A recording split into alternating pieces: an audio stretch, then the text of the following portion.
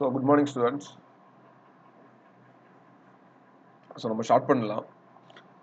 Okay, so நம்ம இதுவரை வந்து பார்த்தீங்கன்னா ஆர்டிகிள் 1 to 4 வரை வாட்னு சொல்லி பார்த்தோம் அப்படிதானே. ஆர்டிகிள் 1 என்ன சொல்லுது, 2 என்ன சொல்லுது, 3 என்ன சொல்லுது, 4 என்ன சொல்லுது பார்த்தோம் அப்படிதானே. ஸோ ஆர்டிகிள் 1ல வந்து பார்த்தீங்கன்னா அதோடைய நேம், அதே மாதிரி பார்த்தீங்கன்னா நம்மளுடைய பொலிட்டிக்கல் அமைப்பு, ஓகேங்களா. ஸோ அதாவது வந்து பார்த்தீங்கன்னா இந்தியா, தட் இஸ் பாரத் அப்படின்னு சொல்லிட்டு அந்த நேமை வந்து சொல்லுது. அதே வந்து பார்த்தீங்கன்னா இது வந்து கூட்டாட்சி அப்படின்றத விட இது வந்து ஒரு யூனியன் அப்படின்றத தான் நமக்கு வந்து மென்ஷன் பண்ணுது, ஓகேங்களா. ஸோ அடுத்து வந்து பார்த்தீங்கன்னா நமக்கு வந்து ஆர்டிகிள் 2ல வந்து என்ன சொல்றாங்க, admission and establishment of new state, ஓகேங்களா. ஸோ புதிய மாநிலங்களை சேர்ப்பதும் இல்லை உருவாக்குவதும் அப்படின்றத பற்றி பேசுறாங்க. ஆர்டிகிள் 3ல வந்து நேம் சேஞ்ச் பண்றது, ஏரியா சேஞ்ச் பண்றது, ஓகேங்களா. ஸோ பவுண்டரி சேஞ்ச் பண்றது, ஓகே. ஸோ இந்த மாதிரி விஷயங்களை வந்து பேசுறாங்க. ஆர்டிகிள் 4ல வந்து பார்த்தீங்கன்னா இந்த ஆர்டிகிள் 2, 3ல பண்ற சேஞ்சஸ் வந்து பண்றதுக்கு சிம்பிள் மெஜாரிட்டிலே பண்ணா போதும் அப்படின்னு சொல்லி பேசுறாங்க, ஓகேங்களா. ஸோ இதுக்கு வந்து பார்த்தீங்கன்னா குடியரசுத் தலைவருடைய அனுமதி வேணும் அப்படின்னு சொல்றாங்க. அந்த மாநிலத்தோட கலந்து ஆலோசிக்கணும் அப்படின்னு சொல்றாங்க. ஆனா அந்த மாநிலம் எடுக்கக்கூடிய முடிவுக்கு கட்டுப்படணும்னு எந்த அவசியமும் இல்லை, இல்லையா. ஸோ இவ்வளவு விஷயங்கள் நம்ம வந்து நேற்று பார்த்தோம். அதுக்கு முன்னாடி வந்து பார்த்தீங்கன்னா நம்ம வந்து நிறைய விஷயங்கள் டிஸ்கஸ் பண்ணோம். ஷெட்யூல்ஸ் பற்றி பார்த்தோம் இல்லைங்களா. ஸோ அதே மாதிரி பார்த்தீங்கன்னா பார்ட், ஓகே, எத்தனை பகுதிகள் இருக்கு அப்படின்றத பார்த்தோம். அப்புறம் எந்தெந்த கான்ஸ்டியூஷன் நம்ம எதை எடுத்தோம் அப்படின்றத பார்த்தோம். ஃபுல்லாகவே ஃபேக்சுவல்ஸ். ஸோ முடிஞ்ச அளவு எப்படி ஈஸியாக படிக்கணும்னு சொல்லியிருந்தேன், ஓகேங்களா. ஸோ அதையும் ஃபாலோ பண்ணிக்கோங்க. என்ன டவுட் இருந்தாலும் கேளுங்க, ஓகே. ஸோ அதே மாதிரி பார்த்தீங்கன்னா இன்னொரு விஷயம், நான் உங்களுக்கு அந்த டெலிகிராம் லிங்க் ஒன்று ஷேர் பண்ணேன் இல்லையா. ஸோ அதை வந்து அதில் நமக்கு வந்து அந்த ரெக்கார்டட் கிளாஸ் எல்லாமே ஒன்றா வந்துடும், ஓகேங்களா. ஸோ யூடியூப்பில் வந்து பார்த்தீங்கன்னா எல்லாமே வராது. ஸோ கொஞ்சம் ஃப்ரீ கிளாஸஸ் நம்ம பண்ணியிருந்தோம், அது மட்டும் தான் வரும். ஸோ மீதி எல்லாமே நமக்கு வந்து பார்த்தீங்கன்னா டெலிகிராம் லிங்கில் உங்களுக்கு வந்து டெய்லி மார்னிங் கிளாஸ் முடிஞ்சு ஒரு 1/2 hour to 1 hourக்குள்ளே உங்களுக்கு வந்து அப்டேட் ஆகிரும், ஓகே. அப்படி ஏதாவது மிஸ் ஆனால் கூட அன்னைக்கு ஈவினிங்குள்ளே உங்களுக்கு வந்து அப்டேட் ஆகிரும். ஸோ அதில் வந்து ஜாயின் பண்ணிக்கோங்க. அதில் எல்லாமே கரெக்டாக வந்துட்டு இருக்கோம், ஓகேங்களா. ஓகே,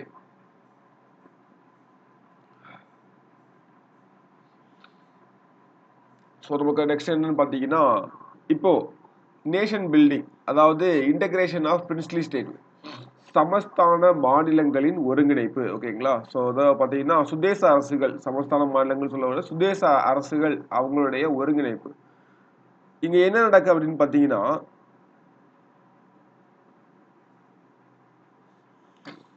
ஓகே, இந்தியா வந்து சுதந்திரம் பெறுது. சுதந்திரத்தின் போது வந்து பார்த்தீங்கன்னா பிரிட்டிஷ் அரசாங்கத்துடைய நேரடி ஆட்சியின் கீழே இருந்தவங்க, அதே மாதிரி பார்த்தீங்கன்னா சமஸ்தானங்கள் அப்படின்னு சொல்லிட்டு நமக்கு வந்து ரெண்டு பிரிவா நமக்கு இருக்குது. ஒன்று வந்து பிரிட்டிஷ் வந்து டைரக்டா ரூல் பண்ணிட்டு இருக்காங்க. இன்னொன்று வந்து பார்த்தீங்கன்னா இங்க உள்ள குறுநில மன்னர்கள். ஸோ குறுநிலன்னு சொல்ல முடியாது. ஸோ அந்த மாதிரி கிட்டத்தட்ட அப்படிதான். அந்த மன்னர்களும் வந்து பார்த்தீங்கன்னா ஆட்சி பண்ணிட்டு இருக்காங்க. அப்படின்ற மாதிரி ரெண்டு வகையான இது இருக்குது, ஓகேங்களா. இப்போ வந்து பாத்தீங்கன்னா இந்திய சுதந்திர சட்டம் 1947 கொண்டு வராங்க. என்ன கொண்டு வராங்க? இந்திய சுதந்திர சட்டம் 1947 கொண்டு வராங்க. ஸோ அந்த 1947வது இந்திய சுதந்திர சட்டத்துல இந்தியா மற்றும் பாகிஸ்தான் இரண்டு சுதந்திரமான தனித்தனி ஆதிக்கங்களை உருவாக்கி விட்டுறாங்க. அதாவது இரண்டு செப்பரேஷன் ஆஃப் ஸ்டேட் நடக்குது. அதுல வந்து பாத்தீங்கன்னா இந்தியா பாகிஸ்தான் அப்படின்றது உருவாகுது, ஓகேங்களா. என்ன உருவாகுது? இந்தியா பாகிஸ்தான். ஸோ எப்பவுமே நம்ம வந்து பாத்தீங்கன்னா சுதந்திரம் டைம்ல இந்தியா பாகிஸ்தான்னா நீங்க எதெல்லாம் ஞாபகம்னா, ஸோ இதான் வந்து இந்தியா. பாகிஸ்தான் அப்படின்றது இதுவும் சேர்ந்ததுதான் பாகிஸ்தான். அதாவது என்ன சொல்றேன்னா இப்ப இருக்கக்கூடிய பாகிஸ்தானும் இப்ப இருக்கக்கூடிய பங்களாதேஷும் சேர்ந்ததுதான் பாகிஸ்தான். அப்போ வந்து இது பாகிஸ்தான், அதாவது வெஸ்ட் பாகிஸ்தானா இருந்துச்சு, இது பாகிஸ்தான் ஈஸ்ட் பாகிஸ்தானா இருந்துச்சு, ஓகேங்களா.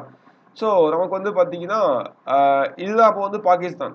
இது வந்து பாத்தீங்கன்னா சுதந்திரம் அடைஞ்ச டைம்ல எல்லாம் பேசினாங்கன்னா அப்படிதான் நீங்க வந்து ஞாபகம் வச்சுக்கணும். ஓகே, இப்போ என்ன ஆகுது பாருங்க, இந்தியா மற்றும் பாகிஸ்தான் அப்படின்ற ரெண்டு சுதந்திரமான தனித்தனி நாடுகள் வந்து உருவாகுது. இப்போ வந்து இங்க இருக்கக்கூடிய பிரின்ஸ்லி ஸ்டேட்ஸ்க்கு எல்லாமே வந்து பாத்தீங்கன்னா ஆப்ஷன் கொடுக்குறாங்க. என்ன கொடுக்குறாங்க? ஒன்லே வந்து இந்தியாவில் ஜாயின் பண்ணணும், இல்ல பாகிஸ்தான்ல ஜாயின் பண்ணணும், முடிவு பண்ணிக்கோங்க அப்படின்னு சொல்லிட்டு. ஓகே, ஒன்லே இந்தியாவில் ஜாயின் பண்ணணும், இல்ல பாகிஸ்தான்ல ஜாயின் பண்ணணும், முடிவு பண்ணிக்கோங்க அப்படின்னு சொல்றாங்க. இப்போ இதுல வந்து பாத்தீங்கன்னா ஓகே. இப்போ வந்து இந்தியாவுடைய புவியியல் எல்லைக்குள்ள கிட்டத்தட்ட 552 சமஸ்தானங்கள் இருந்துச்சு. எத்தனை இருந்துச்சு? இந்தியாவுடைய புவியியல் எல்லைக்குள்ள 500. ஸோ இங்க வந்து பார்த்தீங்கன்னா நெறைய இருந்துச்சு. அவங்கலாம் வந்து பாகிஸ்தான் போயிட்டாங்க. ஸோ அதே மாரி பாகிஸ்தான் போயிட்டாங்க. இது போக நம்ம இந்தியாவுடைய பவுண்டரி மட்டும் பார்த்தீங்க அப்படின்றப்ப, ஓகே. ஸோ இந்தியாவோட பவுண்டரி அப்படிங்கும்போது இப்போ நமக்கு இந்தியா இருக்கு இல்லையா? ஸோ ஜம்மு காஷ்மீர், இந்த நார்த் ஈஸ்ட், அப்புறம் வந்து நமக்கு இப்போ இருக்க இந்தியா இருக்கு இல்லையா? இந்த இந்தியால மட்டும் நமக்கு வந்து பாத்தீங்கன்னா 552 சுதேச அரசுகள் இருந்துச்சு. ஓகேங்களா? 552 சுதேச அரசுகள் இருந்துச்சு. இந்த பவுண்டரியில இருந்தது. ஸோ 552 மட்டும் இல்ல. அதாவது ஹோல் இந்தியா. இப்போ முன்னாடி வந்து இது ஃபுல்லாவே இந்தியா தானே. ஓகேங்களா? பாகிஸ்தானா இந்தியா தானே இருந்துச்சு. இப்போ வந்து பாத்தீங்கன்னா இந்த 1947 சட்டத்தின்படி நமக்கு வந்து ரெண்டும் பிரியுது இல்லையா? ஸோ அப்போ வந்து பாகிஸ்தான்ல இருந்ததெல்லாம் விட்டுருங்க. நான் இப்ப சொல்றது வந்து பாத்தீங்கன்னா இந்தியா இப்ப இருக்கக்கூடிய இந்திய புவியியல் பரப்புல, ஓகேங்களா? இப்போ இருக்கக்கூடிய இந்திய புவியியல் பரப்புல இருக்கிறது 552. அந்த 552 பேர்ல வந்து பாத்தீங்கன்னா 549 பேரும் இந்தியா கூட நாங்க ஜாயின் பண்ணிக்கிறோம் சொல்லிட்டாங்க. ஓகேங்களா? 549 பேரும் நாங்க இந்தியா கூட ஜாயின் பண்ணிக்கிறோம் அப்படின்னு சொல்லிட்டாங்க. ஆனா ஒரு 3 பேர் மட்டும், ஓகே, ஒரு 3 பேர் மட்டும் வந்து பாத்தீங்கன்னா நாங்க இந்தியா கூட ஜாயின் பண்ணல அப்படின்றாங்க. அவங்க வந்து இந்திய நிலப்பரப்பு அந்த எல்லைக்குள்ள இருக்காங்க. ஆனா வந்து பாத்தீங்கன்னா அவங்க இந்தியா கூட ஜாயின் பண்ணல அப்படின்னு சொல்றாங்க. ஓகேங்களா? ஸோ இது யாரெல்லாம் அப்படின்னு பார்த்தீங்கன்னா, ஹைதராபாத், ஜுனாகர், காஷ்மீர். ஓகேங்களா? ஸோ அங்க குடுத்துருக்க பாயிண்ட்ஸ் பார்க்கலாமா? ஃபர்ஸ்ட் வந்து இந்திய சுதந்திர சட்டம் 1947 சமஸ்தான மாநிலங்களுக்கு 3 விருப்பங்களை வந்து வழங்குது. ஓகேங்களா? ஒண்ணு வந்து இந்தியா கூட வந்து சேர்றது, இன்னொன்னு வந்து பார்த்தீங்கன்னா பாகிஸ்தான் கூட சேர்றது, இன்னொன்னு வந்து பார்த்தீங்கன்னா சுதந்திரமாகவே இருப்பது. ஸோ இந்த ஆப்ஷன் வந்து பார்த்தீங்கன்னா இன்னொன்னு 3வது வந்து சுதந்திரமாக இருப்பது. ஓகேங்களா? ஸோ இது வந்து பார்த்தீங்கன்னா, சுதந்திரமாக இருப்பது அப்படின்றது ஒரு சாத்தியமே இல்ல. ஒண்ணு வந்து 2 இது கூட ஒண்ணு சேரணும். அப்படிதானே? ஸோ ஆனா வந்து அந்த ஆப்ஷன் குடுக்குறாங்க. இப்ப அவங்களுக்கு இருக்கிறது பார்த்தீங்கன்னா, சுதந்திரமாக இருப்பது வந்து பிராக்டிகலா அவங்களால வந்து முடியாது. ஒண்ணு இந்தியா கூட சேரணும், இல்ல பாகிஸ்தான் கூட சேரணும். அது மட்டும் தான் அங்க வந்து பிராக்டிகலான பாசிபிள் அப்படின்றது. ஓகேங்களா? ஸோ இதுல வந்து பார்த்தீங்கன்னா, இதுல 3 பேர் யாரெல்லாம் பாருங்க. இங்க இருக்காங்க. ஸோ வந்து ஹைதராபாத், ஜுனாகத் அண்ட் காஷ்மீர். இந்த 3 பேர் தவிர மீதி எல்லாருமே இந்தியாவோட சேர்ந்துருவாங்க. அதாவது மொத்தம் 552ல இங்க 549 குடுத்துருக்கேனா பிளஸ் 3. ஓகே. அந்த 552ல 549 சேர்ந்துட்டாங்க. மீதி 3 பேர். அந்த 3 பேர் யாரெல்லாம் ஞாபகம் வச்சுக்கோங்க. ஹைதராபாத், ஜுனாகத், காஷ்மீர். யாரெல்லாம்? ஹைதராபாத், ஜுனாகத், காஷ்மீர். இவங்க 3 பேர் மட்டும் சேர்றதுக்கு மறுத்துட்டாங்க. ஓகேங்களா? ஸோ இருப்பினும் காலப்போக்குல அவங்களும் வந்து சேர்ந்துருவாங்க. எப்படி சேர்றாங்க அப்படின்றதான் விஷயம். ஓகே. இது ஒரு முக்கியமானது. ஓகே. ஸோ இந்த 3 பேரும் ஜுனாகத்தும், ஹைதராபாத்தும், காஷ்மீரும் வேற வழி இல்ல. ஃபைனலா வந்து சேர்த்துட்டாங்க. ஸோ ஆக்சுவலா வந்து பார்த்தீங்கன்னா, நான் சிம்பிளா இதுல குடுத்துருக்கேன். நான் எக்ஸ்பிளைன் பண்றேன். ஜுனாகத் வந்து பார்த்தீங்கன்னா, ஆ வாக்கெடுப்பு மூலம் செய்திருப்பாங்க. இது எக்ஸாக்ட்டா ரெஃபரண்டம் அப்படின்னு சொல்ல முடியாது. பிளெபிசைட் தான் இதுக்கு வந்து கரெக்ட்டா இருக்கும். ஓகேங்களா? நம்ம இந்த இத பார்க்கல. பார்த்துருக்கணும். ஓகே. ஸோ ஆக்சுவலா என்ன அப்படின்னு பார்த்தீங்கன்னா, ஒண்ணுமே இல்ல. ஜுனாகத் வந்து பார்த்தீங்கன்னா, வெறுமனே வாக்கெடுப்பு. ஜஸ்ட் போயிட்டு மக்கள்ட்ட வந்து கேட்கறாங்க. நீங்க வந்து இந்தியா கூட சேர்றீங்களா? பாகிஸ்தான் கூட சேர்றீங்களா? ஸோ எல்லா மக்களும் வந்து வோட் பண்ணுங்க அப்படின்றாங்க. ஸோ பெரும்பாலான மக்கள் வந்து பார்த்தீங்கன்னா, இந்தியா கூட அப்படின்னு சொன்னதும், ஜுனாகத் ஈஸியா இந்தியா கூட சேர்ந்துருது. ஓகேங்களா? இந்த ஜுனாகத் அப்படின்றது வந்து பார்த்தீங்கன்னா, எங்க இருக்கு? எங்க இருக்குன்னா, இப்ப இருக்கக்கூடிய அந்த குஜராத் அந்த ரீஜியன் பக்கத்துல. ஓகேங்களா? சௌராஷ்டிரா ரீஜியன்லாம் இருக்கு இல்லையா? ஸோ அங்க உள்ளது. ஸோ ஆட்டோமேட்டிக்கா வந்து பார்த்தீங்கன்னா, இவங்களும் நெனச்சிருந்தா இது வந்து இந்திய எல்லை தான் க்ளோஸ் டூ பாகிஸ்தான். ஸோ வந்து பார்த்தீங்கன்னா, இவங்க வந்து தெளிவான ஒரு முடிவு எடுக்குறாங்க. நம்ம பாகிஸ்தான் கூடலாம் போக முடியாது. வாய்ப்பில்ல. நமக்கு பெஸ்ட் வந்து இந்தியா தான் அப்படின்னு சொல்லிட்டு இந்தியா கூட வந்து சேர்ந்துறாங்க. ஈஸியா முடிஞ்சிருது. ஓகேங்களா? ஓகே. அதே மாரி பார்த்தீங்கன்னா, ஆ ஹைதராபாத். ஹைதராபாத் வந்து பார்த்தீங்கன்னா, இவங்க தான் ரொம்பவே வந்து முரண்டு பிடிப்பாங்கன்னே சொல்லலாம். ஸோ ஆக்சுவலா என்ன நடக்கும் அப்படின்னு பார்த்தீங்கன்னா, ஹைதராபாத் வந்து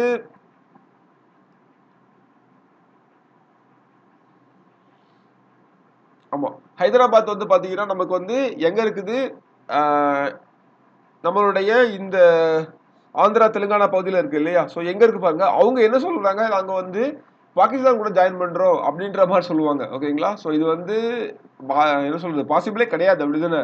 ஸோ ஒருவேளை அவங்க பாகிஸ்தான் கூட ஜாயின் பண்றது அவங்களுடைய விருப்பம். ஆனா இங்க இருந்துட்டு பாகிஸ்தான், இங்க ஒரு பாகிஸ்தான் மறுபடியும் இருக்கு அப்படின்றது, அது இந்தியாவுக்கு எந்த அளவுக்கு நல்லா இருக்கும் அப்படின்றது தெரியல இல்லையா?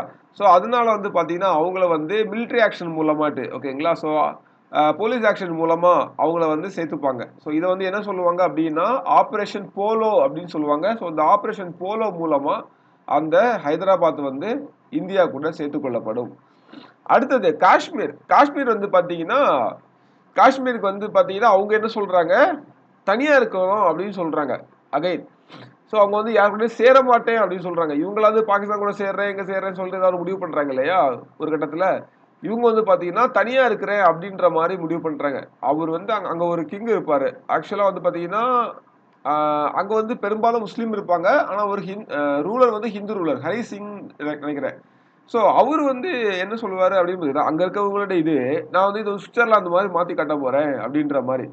பாசிபிளா பாசிபிளா அப்படின்னு பார்த்தீங்கன்னா, ஸோ இவங்க வந்து தனி நாடா இருந்தாங்க அப்படின்னா ஈஸியா அவங்களுக்கு வந்து அவங்களுடைய அட்டாக் எல்லாம் பயங்கரமா இருக்கும். ஈவன் அவங்களால அவங்களால பக்கத்துல இருக்கக்கூடிய ஆப்கானிஸ்தான் இருக்குது, பாகிஸ்தான் இருக்குது, அதே மாதிரி பார்த்தா சைனா இருக்குது. இப்பவே சண்டை போட்டுட்டு இருக்காங்க. அப்படிதானே? அவங்களால தனியா இருந்தாங்கன்னா, யாரு ஆப்கானிஸ்தான கூட தாக்கு பிடிக்க முடியுமா? அப்படி கூட தெரியாது. ஓகே. அந்த மாதிரி சூழல் இருக்கும். இப்ப இந்தியாவுடைய சப்போர்ட் அவங்களுக்கு வந்து தேவைப்படுது.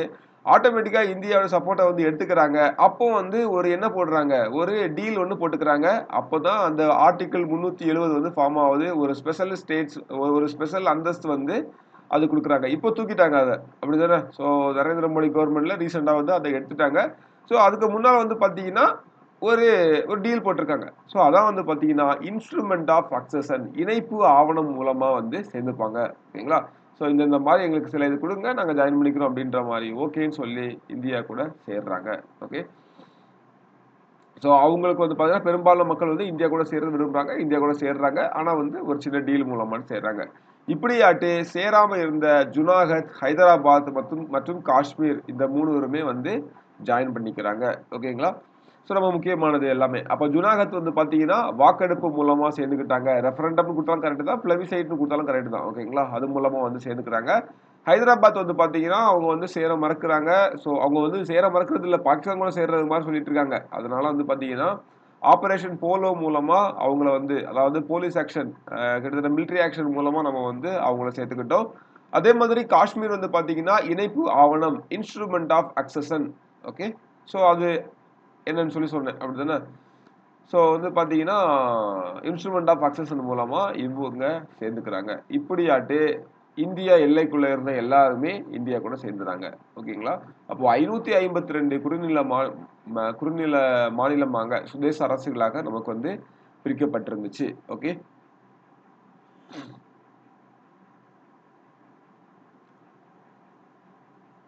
ஃபைன். இப்ப நமக்கு வந்து பார்த்தீங்கன்னா, இந்த 552 சுதேச அரசுகளும் நமக்கு வந்து சேர்ந்தாச்சு. இப்ப வந்து இந்தியா உருவாயாச்சு. இப்ப வந்து 552 மாநிலங்கள் வந்து உருவாக்க முடியுமா? வாய்ப்பில்ல. அப்படிதானே? ஸோ வந்து பார்த்தீங்கன்னா, இப்ப நமக்கு வந்து மாநிலங்கள உருவாக்கணும். எதுக்கு உருவாக்கணும்? நம்மளுடைய நிர்வாக வசதிக்கு ஏற்ற மாரி உருவாக்கணும். இந்தியா அப்படின்ற ஒரு நாட ஒருத்தர் மட்டுமே பண்ண முடியாது இல்லையா? ஸோ நம்மளுடைய நிர்வாக வசதிக்கு ஏற்ப மாரி. ஸோ நமக்கு வந்து பார்த்தீங்கன்னா, இப்ப வந்து மாவட்டங்கள்லாம் கிரியேட் பண்ணிட்டே இருக்காங்க. ஓகேங்களா? ஸோ நீங்களே திங்க் பண்ணி பாருங்க. நீங்க சின்ன வயசுல இருக்கும்போது தமிழ்நாட்டுல எத்தன மாவட்டங்கள் இருந்து, இப்ப எத்தன மாவட்டங்கள் இருக்கு அப்படின்னு சொல்லிட்டு. ஓகேங்களா? ஸோ அப்போ வந்து பார்த்தீங்கன்னா, மாவட்டங்கள்லாம் ஏன் கிரியேட் பண்றாங்க? அட்மினிஸ்ட்ரேஷன் ஈஸியா பண்றதுக்காக. அப்படிதானே? ஸோ வந்து மக்கள் தொகை கூடுறப்ப, ஸோ எல்லாமே வந்து இன்கிரீஸ் ஆகுறப்ப, இன்னொரு மாவட்டமா ஒரு மாவட்டத்த 2ஆ பிரிச்சு என்ன சொல்றது? ஓகேங்களா? ஸோ எக்ஸாம்பிள் சொல்லணும்னா, இப்போ வந்து திருநெல்வேலி அண்ட் தென்காசிய வந்து 2ஆ பிரிச்சாங்க. ஆக்சுவலா திருநெல்வேலி, தூத்துக்குடி 2ஆ பிரிஞ்சுச்சு. அதுவே ஒரு பெரிய கதை. ஸோ அதுக்கப்புறம் இப்ப திருநெல்வேலியில வந்து பார்த்தீங்கன்னா, தென்காசி தனியா பிரிச்சுட்டாங்க. அப்படிதானே? ஸோ எதுக்கு பிரிக்கிறாங்க? ஈஸியா அட்மினிஸ்ட்ரேஷன் பண்றதுக்கு. அப்போ அங்க வந்து பார்த்தீங்கன்னா, எக்ஸ்ட்ரா ஒரு கலெக்டர் வருவாங்க. எக்ஸ்ட்ரா ஒரு எஸ்பி வருவாங்க. எக்ஸ்ட்ரா எல்லாமே வந்து பார்த்தீங்கன்னா, இன்கிரீஸ் ஆகும். அப்படிதானே? அப்ப இன்னுமே வந்து ரூல் பண்ணதுக்கு நல்லா இருக்கும். ஸோ அதே மாரி தான் நமக்கு வந்து ஃபர்ஸ்ட் மாநிலங்கள் வந்து பிரிக்கிறாங்க. ஓகேங்களா? ஸோ ஆக்சுவலா அந்த டைம்ல சுதந்திரம் அடைஞ்ச டைம்ல வந்து 1950ல இந்தியாவோட நிலப்பரப்புடைய வகைப்பாடுகள் எப்படி இருந்து அப்படின்னு பார்த்தீங்கன்னா, ஒரு 4 பகுதியா வந்து பிரிச்சு வச்சிருந்தாங்க. ஒண்ணு வந்து பார்த்தீங்கன்னா, பிரிட்டிஷ் மாகாணங்கள். ஒண்ணு வந்து பார்த்தீங்கன்னா, பிரிட்டிஷுடைய மாகாணங்கள். அது ஐயய்யோ!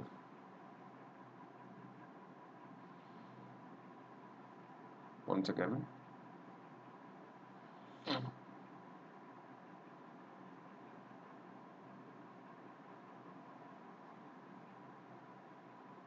ஸ்கிரீன் தெரியுதுங்களா? ஓகே.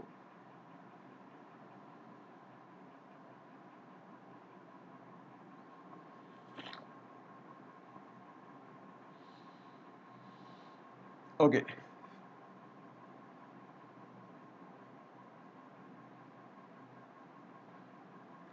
என்ன ஓகே. ஸோ ஒரு 4 தான் பிரிச்சுருந்தாங்க ஓகேங்களா? ஸோ எல்லாம் வந்து பகுதி ஏ, பகுதி பி, பகுதி சி, பகுதி சொல்லிட்டு பகுதி டின்னு சொல்லிட்டு ஒரு 4 தான் பிரிச்சு வச்சிருப்பாங்க. ஒண்ணுமே இல்ல. Part A, part B, part C, part D சொல்லிட்டு இதுல வேற ஒண்ணும் இல்ல. என்னன்னு பாத்தீங்கன்னா ஃபர்ஸ்ட் வந்து பகுதி ஏல பிரிட்டிஷ் மாகாணங்களை சொல்லுவாங்க ஓகேங்களா? பகுதி பில வந்து பாத்தீங்கன்னா அந்த பிரின்ஸ்லி ஸ்டேட்ஸை வந்து சொல்லுவாங்க. அதாவது சுதேச அரசுகளை வந்து சொல்லுவாங்க. பகுதி சி வந்து பாத்தீங்கன்னா தலைமை கமிஷனர் மாகாணங்கள் ஓகேங்களா? ஸோ தலைமை கமிஷனர் மாகாணங்கள் ஒரு 10 இருக்கும். பார்ட் டில வந்து பாத்தீங்கன்னா அந்தமான் நிக்கோபார் ஐலாண்ட் ஓகேங்களா? பார்ட் பில வந்து பாத்தீங்கன்னா அந்தமான் நிக்கோபார் ஐலாண்ட். ஸோ பகுதி ஏல இருக்கக்கூடிய அந்த மாநிலங்கள் வந்து பாத்தீங்கன்னா அசாம், பீகார், பம்பாய், மத்திய பிரதேசம் இது எல்லாமே வந்து பாத்தீங்கன்னா அந்த டைம்ல இருந்த பெரிய மாகாணங்கள். இப்போ வந்து பாத்தீங்கன்னா மதராஸ். ஓகே. ஸோ மதராஸ் வந்து முக்கியமான மாகாணமா இருக்கும். அதே மாதிரி பாத்தீங்கன்னா மேற்கு வங்காளம். ஓகே. ஸோ மேற்கு வங்காளம் ஒரு முக்கியமான மாகாணமா இருக்கும் ஓகேங்களா? ஸோ அதுக்கப்புறம் வந்து பாத்தீங்கன்னா பஞ்சாப். ஸோ பஞ்சாப் வந்து பாத்தீங்கன்னா அந்த டைம்ல வந்து பெரிய மாகாணம் ஓகேங்களா? ஸோ பஞ்சாப் வந்து பாத்தீங்கன்னா பாகிஸ்தான்ல இருக்கும். அதே மாதிரி பாத்தீங்கன்னா இந்தியாவிலும் இருக்கும். இப்போ நமக்கு ரெண்டா பிரிக்கும் போது கூட பாகிஸ்தான்லயே ஒரு பாட்டு போயிருக்கும், இந்தியாவில ஒரு பாட்டு போயிருக்கும் ஓகேங்களா? பஞ்சாப் அப்படின்றது ரொம்ப பெரிய இடம் ஆக்சுவலா. அதே மாதிரி பாத்தீங்கன்னா மத்திய பிரதேசம். ஸோ நீங்க சிம்பிளா ஞாபகம் வச்சுக்கோங்க. இதுல சும்மா ஒரு ஒரு புரிதலுக்காக தான். ஃபர்ஸ்ட் வந்து பாத்தீங்கன்னா உங்களுக்கு தெரிஞ்ச மேஜரானது சொல்லுங்க. ஒன்று வந்து கொல்கத்தா சாரி மேற்கு வங்காளம் தெரியும் அப்படிதானே? வெஸ்ட் பெங்கால் அப்படின்றது தெரியும். அதுக்கப்புறம் வந்து பாத்தீங்கன்னா நமக்கு வந்து பெங்கால் தான். அதை வந்து 1905ல வந்து ரெண்டா பிரிச்சிருவாங்க அப்படிதானே? வெஸ்ட் பெங்கால், ஈஸ்ட் பெங்கால் சொல்லிட்டு ரெண்டா பிரிச்சிருவாங்க. ஸோ நமக்கு வந்து வெஸ்ட் பெங்கால். அதுக்கப்புறம் இங்க வந்து பாத்தீங்கன்னா மதராஸ், அதுக்கப்புறம் பாம்பே. ஓகே. இந்த 3 நமக்கு வந்து பெருசு அப்படிதானே? இது போக அசாம் இருக்கும், பீகார் இருக்கும். ஓகே. அதுக்கப்புறம் பாத்தீங்கன்னா ஒரிசா இருக்கும், பஞ்சாப் இருக்கும். அதே மாதிரி ஐக்கிய மாகாணங்கள் அப்படின்னு இருக்கும் ஓகேங்களா? ஸோ இது எல்லாமே வந்து பாத்தீங்கன்னா மொத்தம் ஒரு 9 பிரிட்டிஷ் மாகாணங்கள் ஓகேங்களா? இங்க யார் இருப்பாங்க? பிரிட்டிஷோடைய நேரடியான ஆட்சி நடந்துட்டு இருக்கும். மீன்ஸ் என்னன்னா அங்க வந்து கவர்னர் இருப்பாங்க அப்படிதானே? ஸோ இந்தியாவுக்கு வந்து பாத்தீங்கன்னா வைஸ்ராய் இருப்பாங்க.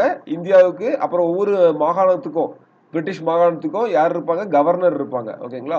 அது கீழே வந்து பாத்தீங்கன்னா சட்டமன்றம் வந்து நடந்துட்டு இருக்கும். ஓகே. இந்த மாதிரி இருந்துச்சு 9. அடுத்தது பகுதி பில வந்து யாரெல்லாம் இருந்தாங்க அப்படின்னு பாத்தீங்கன்னா princely states. So princely state வந்து பாத்தீங்கன்னா இந்த சுதேச அரசுகள். இதுல என்னெல்லாம் பாத்தீங்கன்னா ஹைதராபாத், ஜம்மு காஷ்மீர், மைசூர், ஓகே, பட்டியாலா, அதே மாதிரி பாத்தீங்கன்னா சௌராஷ்டிரா, திருவிதாங்கூர். ஓகே. ஸோ இந்த மாதிரி பாத்தீங்கன்னா கிட்டத்தட்ட ஒரு 9 என்ன இருந்திருக்கும்னா சுதேச அரசுகள் வந்து இருந்திருக்கும். அதுக்கப்புறம் பாத்தீங்கன்னா பார்ட் சி. இதுல வந்து யாரெல்லாம் இருந்திருப்பாங்க அப்படின்னு பாத்தீங்கன்னா அஜ்மீர், போபால், கூர்க், டெல்லி. ஓகே. ஸோ இது எல்லாமே வந்து பாத்தீங்கன்னா அந்த தலைமை கமிஷனர் மாகாணங்கள்னு சொல்லுவாங்க. ஓகே. இந்த மாகாணங்கள் எல்லாமே லேட்டரா என்னவா மாறி இருக்குன்னா கிட்டத்தட்ட யூனியன் பிரதேசங்கள் மாதிரி மாறி இருக்கும். என்னவா மாறி இருக்கும்? யூனியன் பிரதேசங்கள் மாதிரி மாறி இருக்கும் ஓகேங்களா? ஸோ அதுக்கப்புறம் சிலதுக்கு ஸ்டேட் கிடைச்சிருக்கும், சிலது யூனியன் பிரதேசங்களாகவே இருக்குது. ஓகே. எடுத்துக்காட்டு வந்து பாத்தீங்கன்னா நமக்கு வந்து டெல்லியை சொல்லலாம். ஓகே. ஸோ டெல்லி வந்து பாத்தீங்கன்னா இப்போ என்னவா இருக்கு? யூனியன் பிரதேசமா இருக்கு இல்லையா?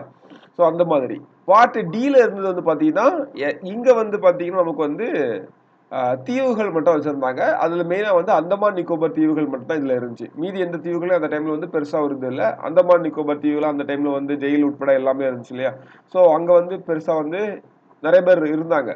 ஸோ அது வந்து பார்ட் டில இருந்துச்சு ஓகேங்களா? அப்போ பார்ட் ஏல வந்து பாத்தீங்கன்னா பிரிட்டிஷ் மாகாணங்கள் இருந்துச்சு. பார்ட் பில வந்து பாத்தீங்கன்னா சுதேச அரசுகள், சமஸ்தான மாநிலங்கள், பிரின்ஸ்லி ஸ்டேட் இருந்துச்சு. அதே மாதிரி பாத்தீங்கன்னா பார்ட் சில வந்து பாத்தீங்கன்னா நமக்கு வந்து தலைமை கமிஷனர் மாகாணங்கள் அப்படின்னு சொல்லுவாங்க ஓகேங்களா? ஸோ அது வந்து பாத்தீங்கன்னா பிரிட்டிஷோட கவர்னர் கண்ட்ரோல்ல வராது. ஓகே. ஒரு மாகாணம் அப்படின்னா நமக்கு வந்து இப்போ பிரிட்டிஷ் இந்தியாவுக்கு வைஸ்ராய் இருப்பாரு. ஒரு பிரிட்டிஷ் மாகாணத்துக்கு வந்து பாத்தீங்கன்னா கவர்னர் இருப்பாங்க. இது வந்து கவர்னர் கீழே வராது. யாரு கீழே வரும்னா தலைமை கமிஷனர், சீஃப் கமிஷனர் அவர் கீழே வரும் ஓகேங்களா? இது வந்து சீஃப் கமிஷனர் ப்ராவின்ஸ் சொல்லுவாங்க. நம்ம கூட இங்க பார்த்தோம் இல்லையா நம்ம ஸ்டார்டிங்ல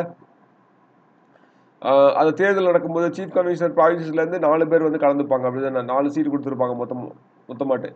ஓகே. ஸோ ஞாபகம் இருக்கா அதெல்லாம்?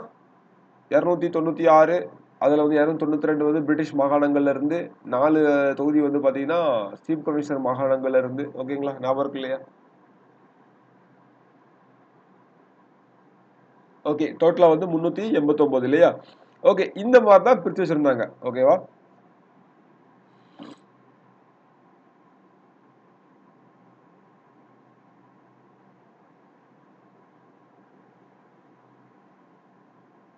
அப்ப மொத்தம் எவ்வளவு கவுண்ட் பண்ணி பாருங்க. 29 இருக்கு. அப்படிதானே? மொத்தத்துல வந்து இதோட எண்ணிக்கை வந்து பாத்தீங்கன்னா 29 இருக்கு. ஓகேங்களா?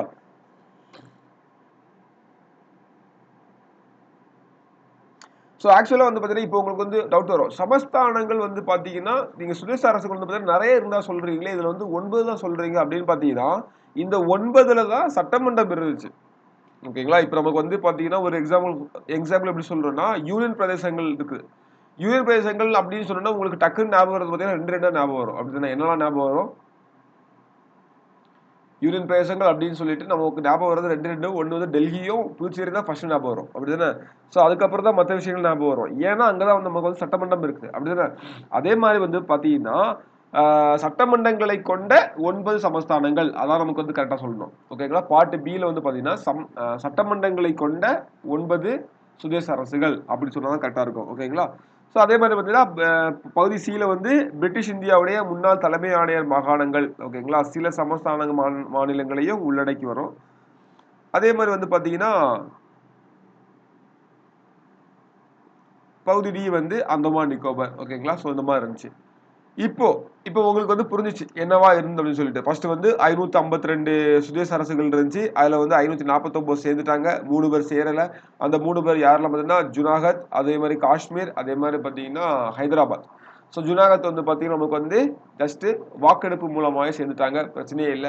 காஷ்மீர் வந்து பார்த்தீங்கன்னா, இன்ஸ்ட்ருமென்ட் ஆஃப் அக்சஷன் ஒரு சின்ன ஒரு டீல் போட்டு சேர்ந்துக்கிட்டாங்க. அதே மாதிரி பார்த்தீங்கன்னா, இது ஆ ஹைதராபாத் வந்து பாத்தீங்கன்னா போலீஸ் ஆக்ஷன் மூலமா சேர்ந்துக்கிறாங்க. ஆபரேஷன் போலோ அப்படின்னு சொல்லிட்டு அறியப்படுது.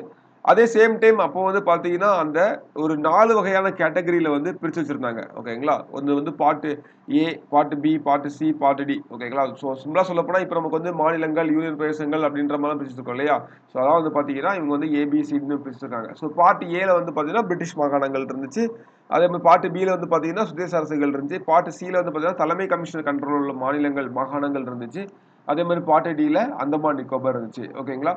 ஸோ முக்கியமானது எக்ஸாம்ல கேட்டிருக்காங்க. ஐ திங்க் இதுக்கு உள்ள என்னென்ன மாகாணங்கள் இருக்குன்னு கூட ஒரு வாட்டி கேட்டிருக்காங்கன்னு நினைக்கிறேன். ஓகேங்களா? அப்படி இருந்தா நான் அது செக் பண்ணிக்கிறேன். ஸோ நம்ம அது ஃபுல்லாவே மனப்பாடம் பண்றது கஷ்டம் தான். அப்படி ஒரு வேளை கொடுத்துருந்தாங்க அப்படின்னா நான் உங்களுக்கு வந்து அதுக்கான நோட்ஸை வந்து ப்ரொவைட் பண்றேன். Okay, don't worry. Okay. So இப்போ வந்து பார்த்தீங்கன்னா, இப்படி இருக்குது. இப்போ நமக்கு வந்து பார்த்தீங்கன்னா, மாநிலங்கள உருவாக்கணும். இந்தியா வந்து பார்த்தீங்கன்னா, புதுசா மாநிலங்கள உருவாக்கணும். அப்ப மாநிலங்கள உருவாக்குறதுக்கு பார்த்தீங்கன்னா, ஒரு கமிட்டி ஒண்ணு செட் பண்றாங்க ஃபர்ஸ்ட்டு. ஓகேங்களா? ஒரு கமிட்டி ஒண்ணு செட் பண்றாங்க.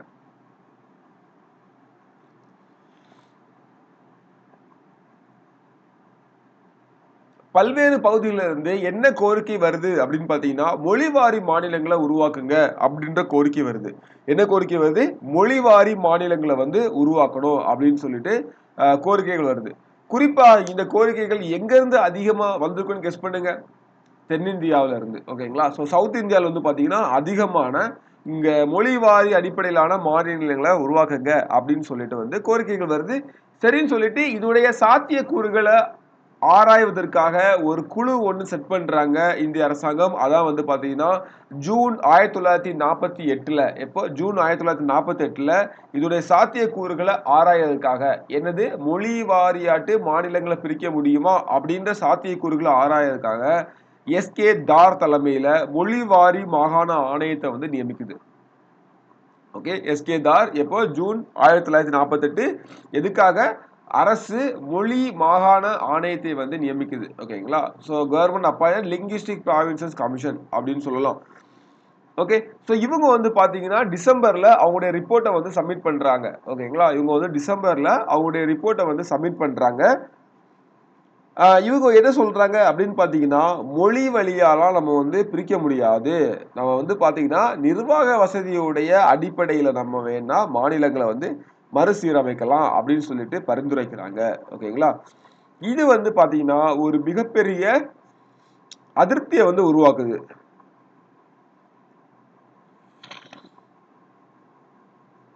ஓகே. ஸோ அதாவது ஃபர்ஸ்ட் அமைக்கப்பட்ட கமிட்டி என்ன கமிஷன் பார்த்தீங்கன்னா தார் கமிஷன். அதோட தலைவர் யாரு பார்த்தீங்கன்னா எஸ்கே தார்.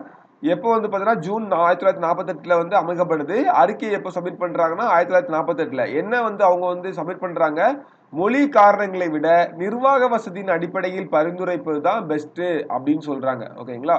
ஸோ மொழியில வந்து பார்த்தீங்கன்னா எல்லா எல்லா இடமும் வந்து செழிப்பா இல்ல. ஓகேங்களா. ஒருவேளை வந்து பாத்தீங்கன்னா மதராஸ் மாநிலம் வந்து செழிப்பா இருக்கலாம்.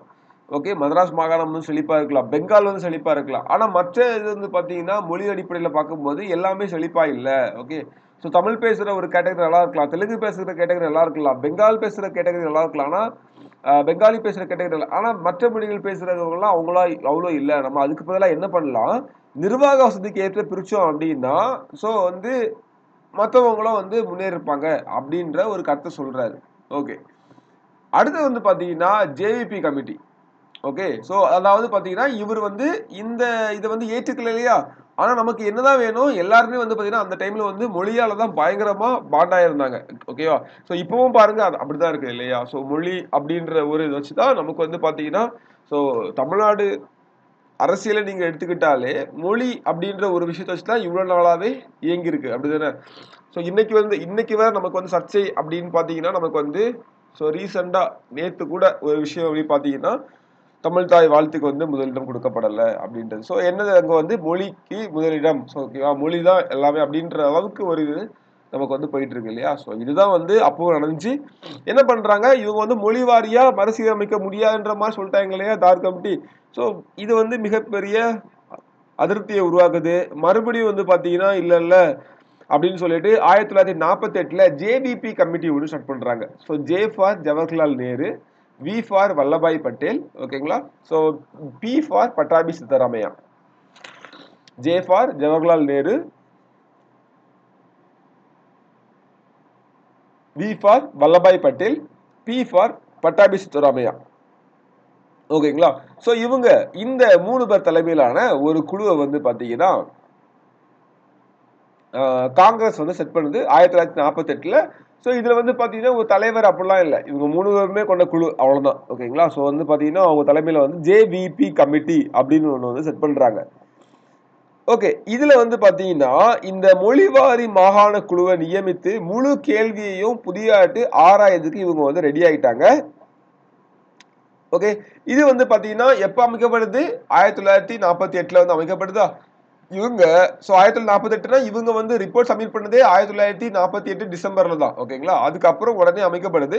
1949 வந்து பாத்தீங்கன்னா இவங்க வந்து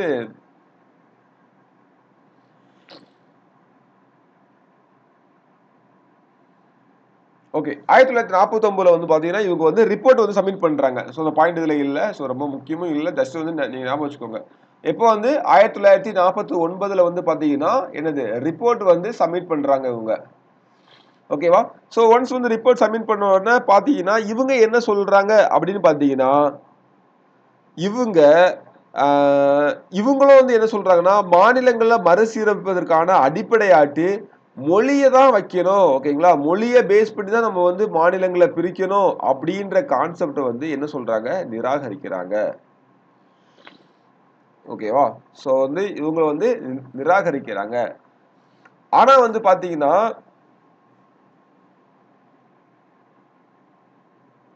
அதுக்கப்புறம் வந்து பாத்தீங்கன்னா ஒரு முக்கியமான ஒரு விஷயம் நடக்குது. என்னன்னு பாத்தீங்கன்னா அப்போ வந்து பாத்தீங்கன்னா தால் கமிட்டியா இருக்கட்டும் ஜேவிபி கமிட்டி இருக்கட்டும் 2 பேருமே மாநிலங்களை சீரமைக்கிறதுக்காக மொழி அடிப்படையா மொழி வாரியா பிரிக்கிறது அப்படின்ற கான்செப்ட் வந்து என்ன சொல்றாங்க அவங்க 2 பேருமே விரும்பல. அவங்க அகைன்ஸ்டா இருக்காங்க. இப்போ வந்து பாத்தீங்கன்னா ஒருத்தர் அவர் பேர் வந்து பாத்தீங்கன்னா பொட்டி ஸ்ரீராமலு. அவர் பேர் என்ன பொட்டி ஸ்ரீராமலு. அவர் வந்து மொழிவாரி மாநிலங்கள் தான் உருவாக்கப்படணும் அப்படின்னு சொல்லிட்டு உண்ணாவிரதம் இருக்கிறாரு. ஓகேவா. சோ அவர் வந்து ஆந்திராவை சேர்ந்தவர். சோ அவர் வந்து உண்ணாவிரதம் இருக்கிறாரு. உண்ணாவிரதத்துடைய முடிவு என்ன ஆகுது அப்படின்னு பாத்தீங்கன்னா 56 நாட்கள் உண்ணாவிரதம் இருந்து இறந்து போயிடுறாரு. 56 நாட்கள் உண்ணாவிரதம் இருந்து இறந்து போயிடுறாரு. சோ இந்த ஒரு நீண்ட போராட்டத்தை தொடர்ந்து அவர் இறந்ததுக்கு அப்புறமா அவர் ஒரு காங்கிரஸ்காரர் ஆக்சுவலா. ஓகே. ஸோ அதுக்கப்புறம் வந்து பார்த்தீங்கன்னா, ரொம்ப போராட்டங்கள்லாம் வெடிக்குது. நான் சொல்றது நார்மலா இருக்கும். ஆனா பயங்கரமான போராட்டங்கள் வெடிக்குது. எல்லாருடைய கோரிக்கையும் எழும்புது. ஒருத்தர் உண்ணாவிரதம் இருக்க போறாரு அப்படின்றார்னா, அங்க வந்து எந்த மாதிரியான சிச்சுவேஷன் இருந்திருக்கும் அப்படின்னு சொல்லி பார்த்துக்கோங்க. இப்ப மாரிலாம் கிடையாது. ஓகே. ஸோ அப்போ வந்து பார்த்தீங்கன்னா, லாஸ்ட்டா வந்து மொழிவாரி மாநிலங்களே பிரிக்கிறதுக்கு ஓகே சொல்லிடுறாங்க. மொழிவாரி மாநிலமாட்டு 1953ல முதல் மாநிலமாட்டு ஆந்திராவும் உருவாக்கப்படுது. ஸோ இது வந்து எப்படி அப்படின்னு பார்த்தீங்கன்னா, ஃபசல் அலி கமிஷன். ஓகேங்களா? ஸோ ஃபசல் அலி கமிஷன். இது வந்து டிசம்பர் 22, 1953ல வந்து நிறுவப்படுது. இதுல யாரெல்லாம் இருப்பாங்க மெம்பர் அப்படின்னு பார்த்தீங்கன்னா, ஃபசல் அலில வந்து பார்த்தீங்கன்னா, ஃபசல் அலி அவர்தான் தலைவர். அதனால தான் ஃபசல் அலி கமிஷன் சொல்றோம். அதே மாதிரி பார்த்தீங்கன்னா, கே.எம். பணிக்கர், எச்.என். குன்சுரு. ஓகேங்களா? ஸோ இந்த 3 பேரும் முக்கியமானவங்க. ஒண்ணு வந்து ஃபசல் அலி, அவர்தான் தலைவர். அடுத்து வந்து கே.எம். பணிக்கர், எச்.என். குன்சுரு. ஓகேங்களா? ஸோ தமிழ்ல இருக்கு பார்த்துக்கோங்க. ஓகே. இவங்க வந்து பார்த்தீங்கன்னா, ரிப்போர்ட் சப்மிட் பண்றாங்க. 1955ல வந்து சப்மிட் பண்றாங்க. ஓகேங்களா? ஆல்ரெடி வந்து பார்த்தீங்கன்னா, 1953லயே நமக்கு வந்து முதல் மொழிவாரி மாநிலமா நமக்கு வந்து ஆந்திராவ பிரிச்சாச்சு. ஓகேங்களா? இவங்க வந்து 1955 செப்டம்பர்ல தான் நமக்கு வந்து இத வந்து சப்மிட் பண்றாங்க. இதுல வந்து பார்த்தீங்கன்னா, என்ன சொல்றாங்கன்னா, மொழி அடிப்படையா பிரிக்கலாம். ஆனா, ஒரு மொழி, ஒரு மாநிலம் அப்படின்ற கோட்பாட வந்து செல்லுபடி ஆகாது அப்படின்ற மாரி சொல்றாங்க. ஓகேங்களா? இப்போ வந்து பார்த்தீங்கன்னா, தமிழ்நாடு ஓகே. தமிழ் பேசுறவங்க, ஆந்திரா ஓகே. தெலுங்கு பேசுறவங்க. ஆனா வந்து பார்த்தீங்கன்னா, மற்றபடி பார்த்த எல்லா மாநிலங்களையும் அந்த மாரி பிரிக்க முடியாது. ஓகே. ஒரு எக்ஸாம்பிள்க்கு வந்து பார்த்தீங்கன்னா, குஜராத்தும், பாம்பேயும் சேர்ந்தா இருந்திருக்கும். குஜராத்தும், பாம்பேயும் சேர்ந்தா இருந்திருக்கும். அதுக்கப்புறம் தான் குஜராத் தனியா, மகாராஷ்டிரா தனியான்னு சொல்லிட்டு 2ஆ பிரியும். ஓகேங்களா? ஸோ அப்ப வந்து பார்த்தீங்கன்னா, ஒரு மொழி, ஒரு மாநிலம் அப்படின்ற கான்செப்ட்லாம் ஒத்து வராதுப்பா அப்படின்ற மாரி சொல்றாங்க. ஓகே. அப்ப தார் கமிட்டி என்ன சொல்றாங்க? மொழிவாரிகள பிரிக்க முடியாது அப்படின்னு சொல்றாங்க. நிர்வாக அடிப்படையில பிரிக்க சொல்றாங்க. அடுத்து வந்த ஜேவிபி கமிட்டி என்ன சொல்றாங்க? அவங்களும் கிட்டத்தட்ட அதான் சொல்றாங்க. அப்படிதானே? அந்த கேப்ல ஒருத்தர் வந்து பார்த்தீங்கன்னா, உண்ணாவிரதம் இருந்து இறந்து போயிறாரு. ஸோ சீரியஸ் ஆவுது. ஆந்திரா வந்து ஃபர்ஸ்ட் மாநிலமா பிரிக்கப்படுது. அந்த டைம்ல ஃபசல் அலி கமிஷன் வந்து போடுறாங்க. அவங்க என்ன சொல்றாங்கன்னா, ஓகே மொழிவாரி மாநிலம் பிரிக்கலாம். ஆனா வந்து பார்த்தீங்கன்னா, ஒரு மொழியை அடிப்படையாக ஏற்றுக்கொண் அ அது என்ன சொல்றது?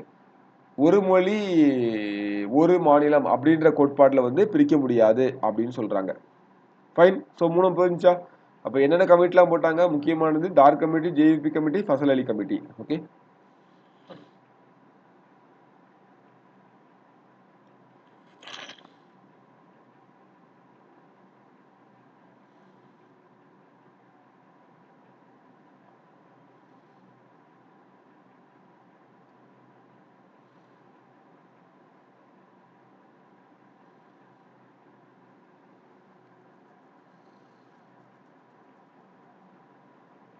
ஓகேவா? ஸோ இப்போ வந்து பார்த்தீங்கன்னா, இப்படி பிரிக்கப்பட்டதுல, அதாவது ஏற்கனவே இருந்த அந்த 4 வகையான அந்த ஏபிசிடின்னு சொல்லி 4 பிரிவுகள் இருந்துச்சு இல்லையா? மொத்தம் 29.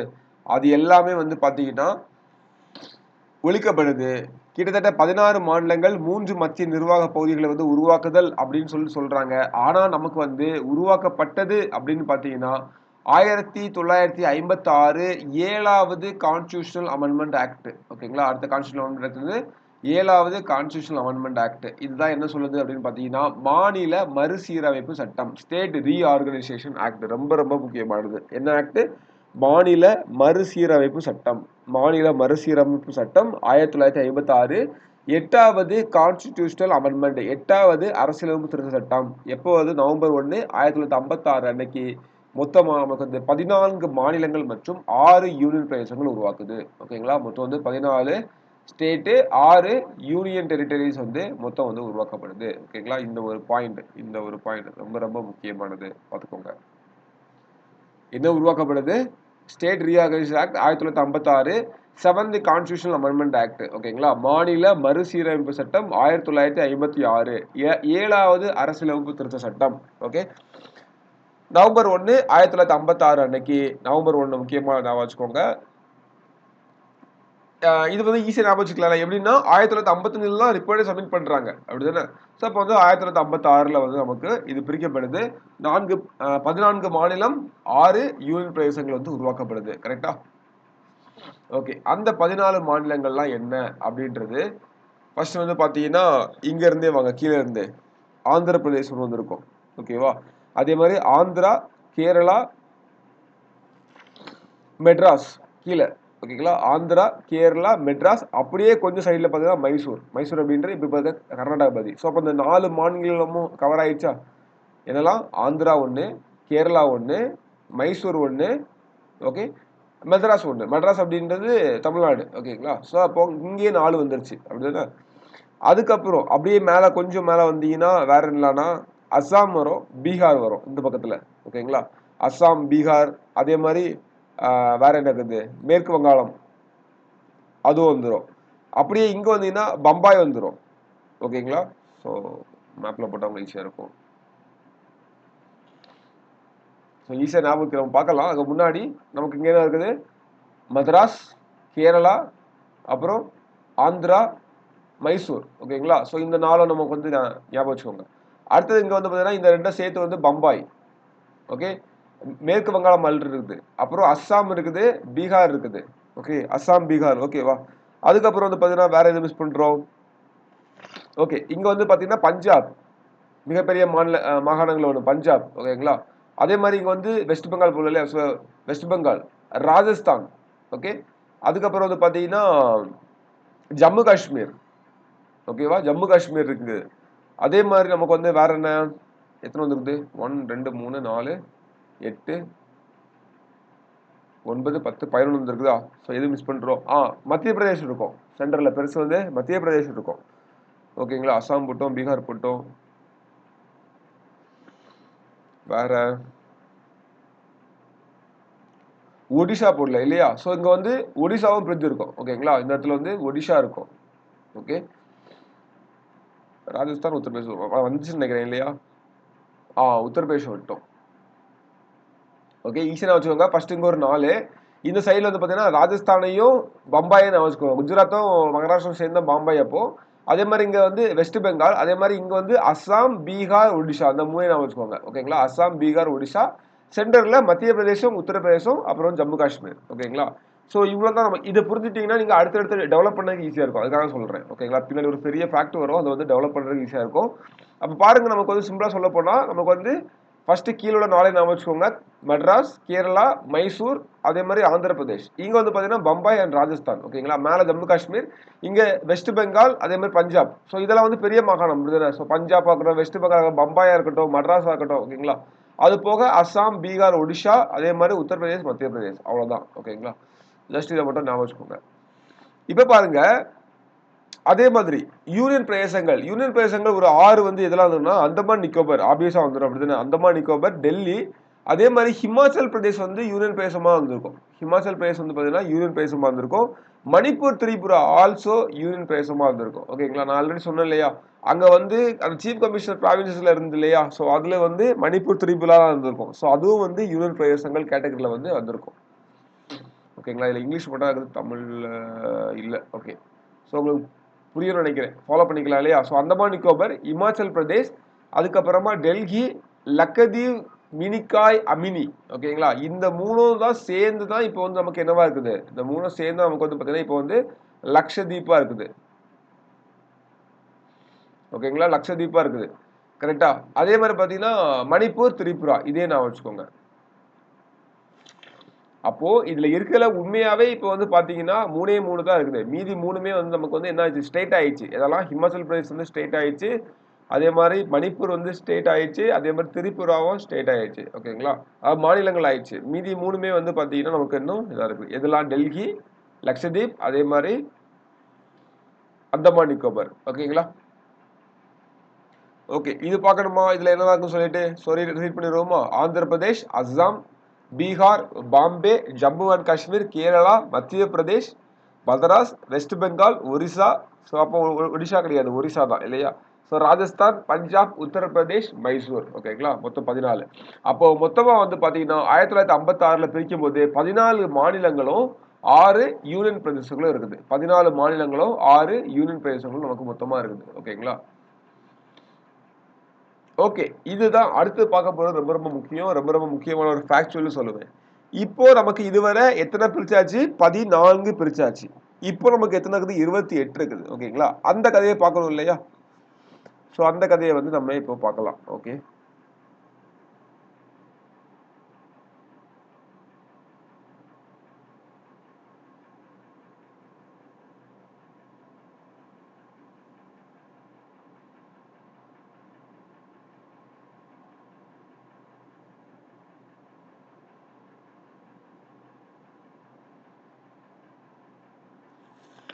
1 செகண்ட்.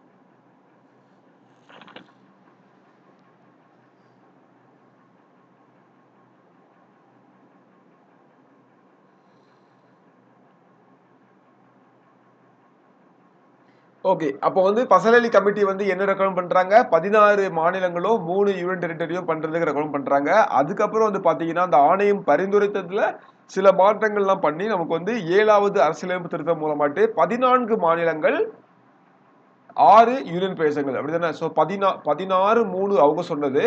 இவங்க பண்ணது என்னது? 14 6 அப்படின்ற பண்ணிருப்பாங்க. ஓகே தானே? அந்த பாயிண்ட் சொன்னேன் இல்லையா?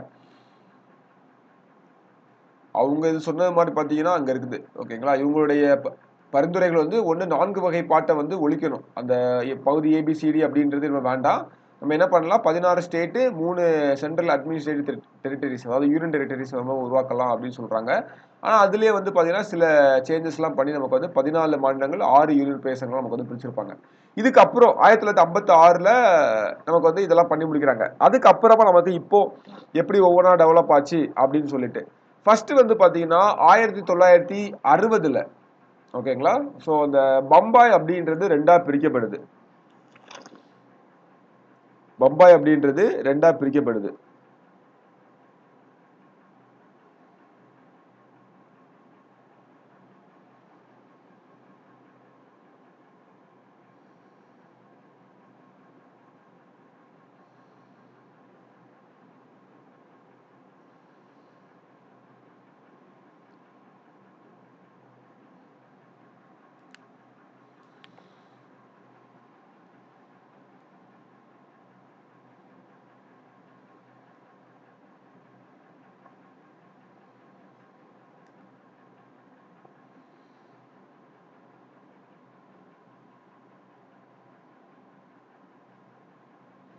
ஓகே. ஸோ பம்பாய் வந்து ரெண்டா பிரிக்கப்படுது. அதுல வந்து பாத்தீங்கன்னா நமக்கு என்ன அப்படின்னு பாத்தீங்கன்னா மகாராஷ்டிராவும் குஜராத் அப்படின்ற 2 ஸ்டேட் பிரியுது. ஓகேங்களா? அப்போ வந்து பாத்தீங்கன்னா மகாராஷ்டிரா அண்ட் குஜராத் அப்படின்ற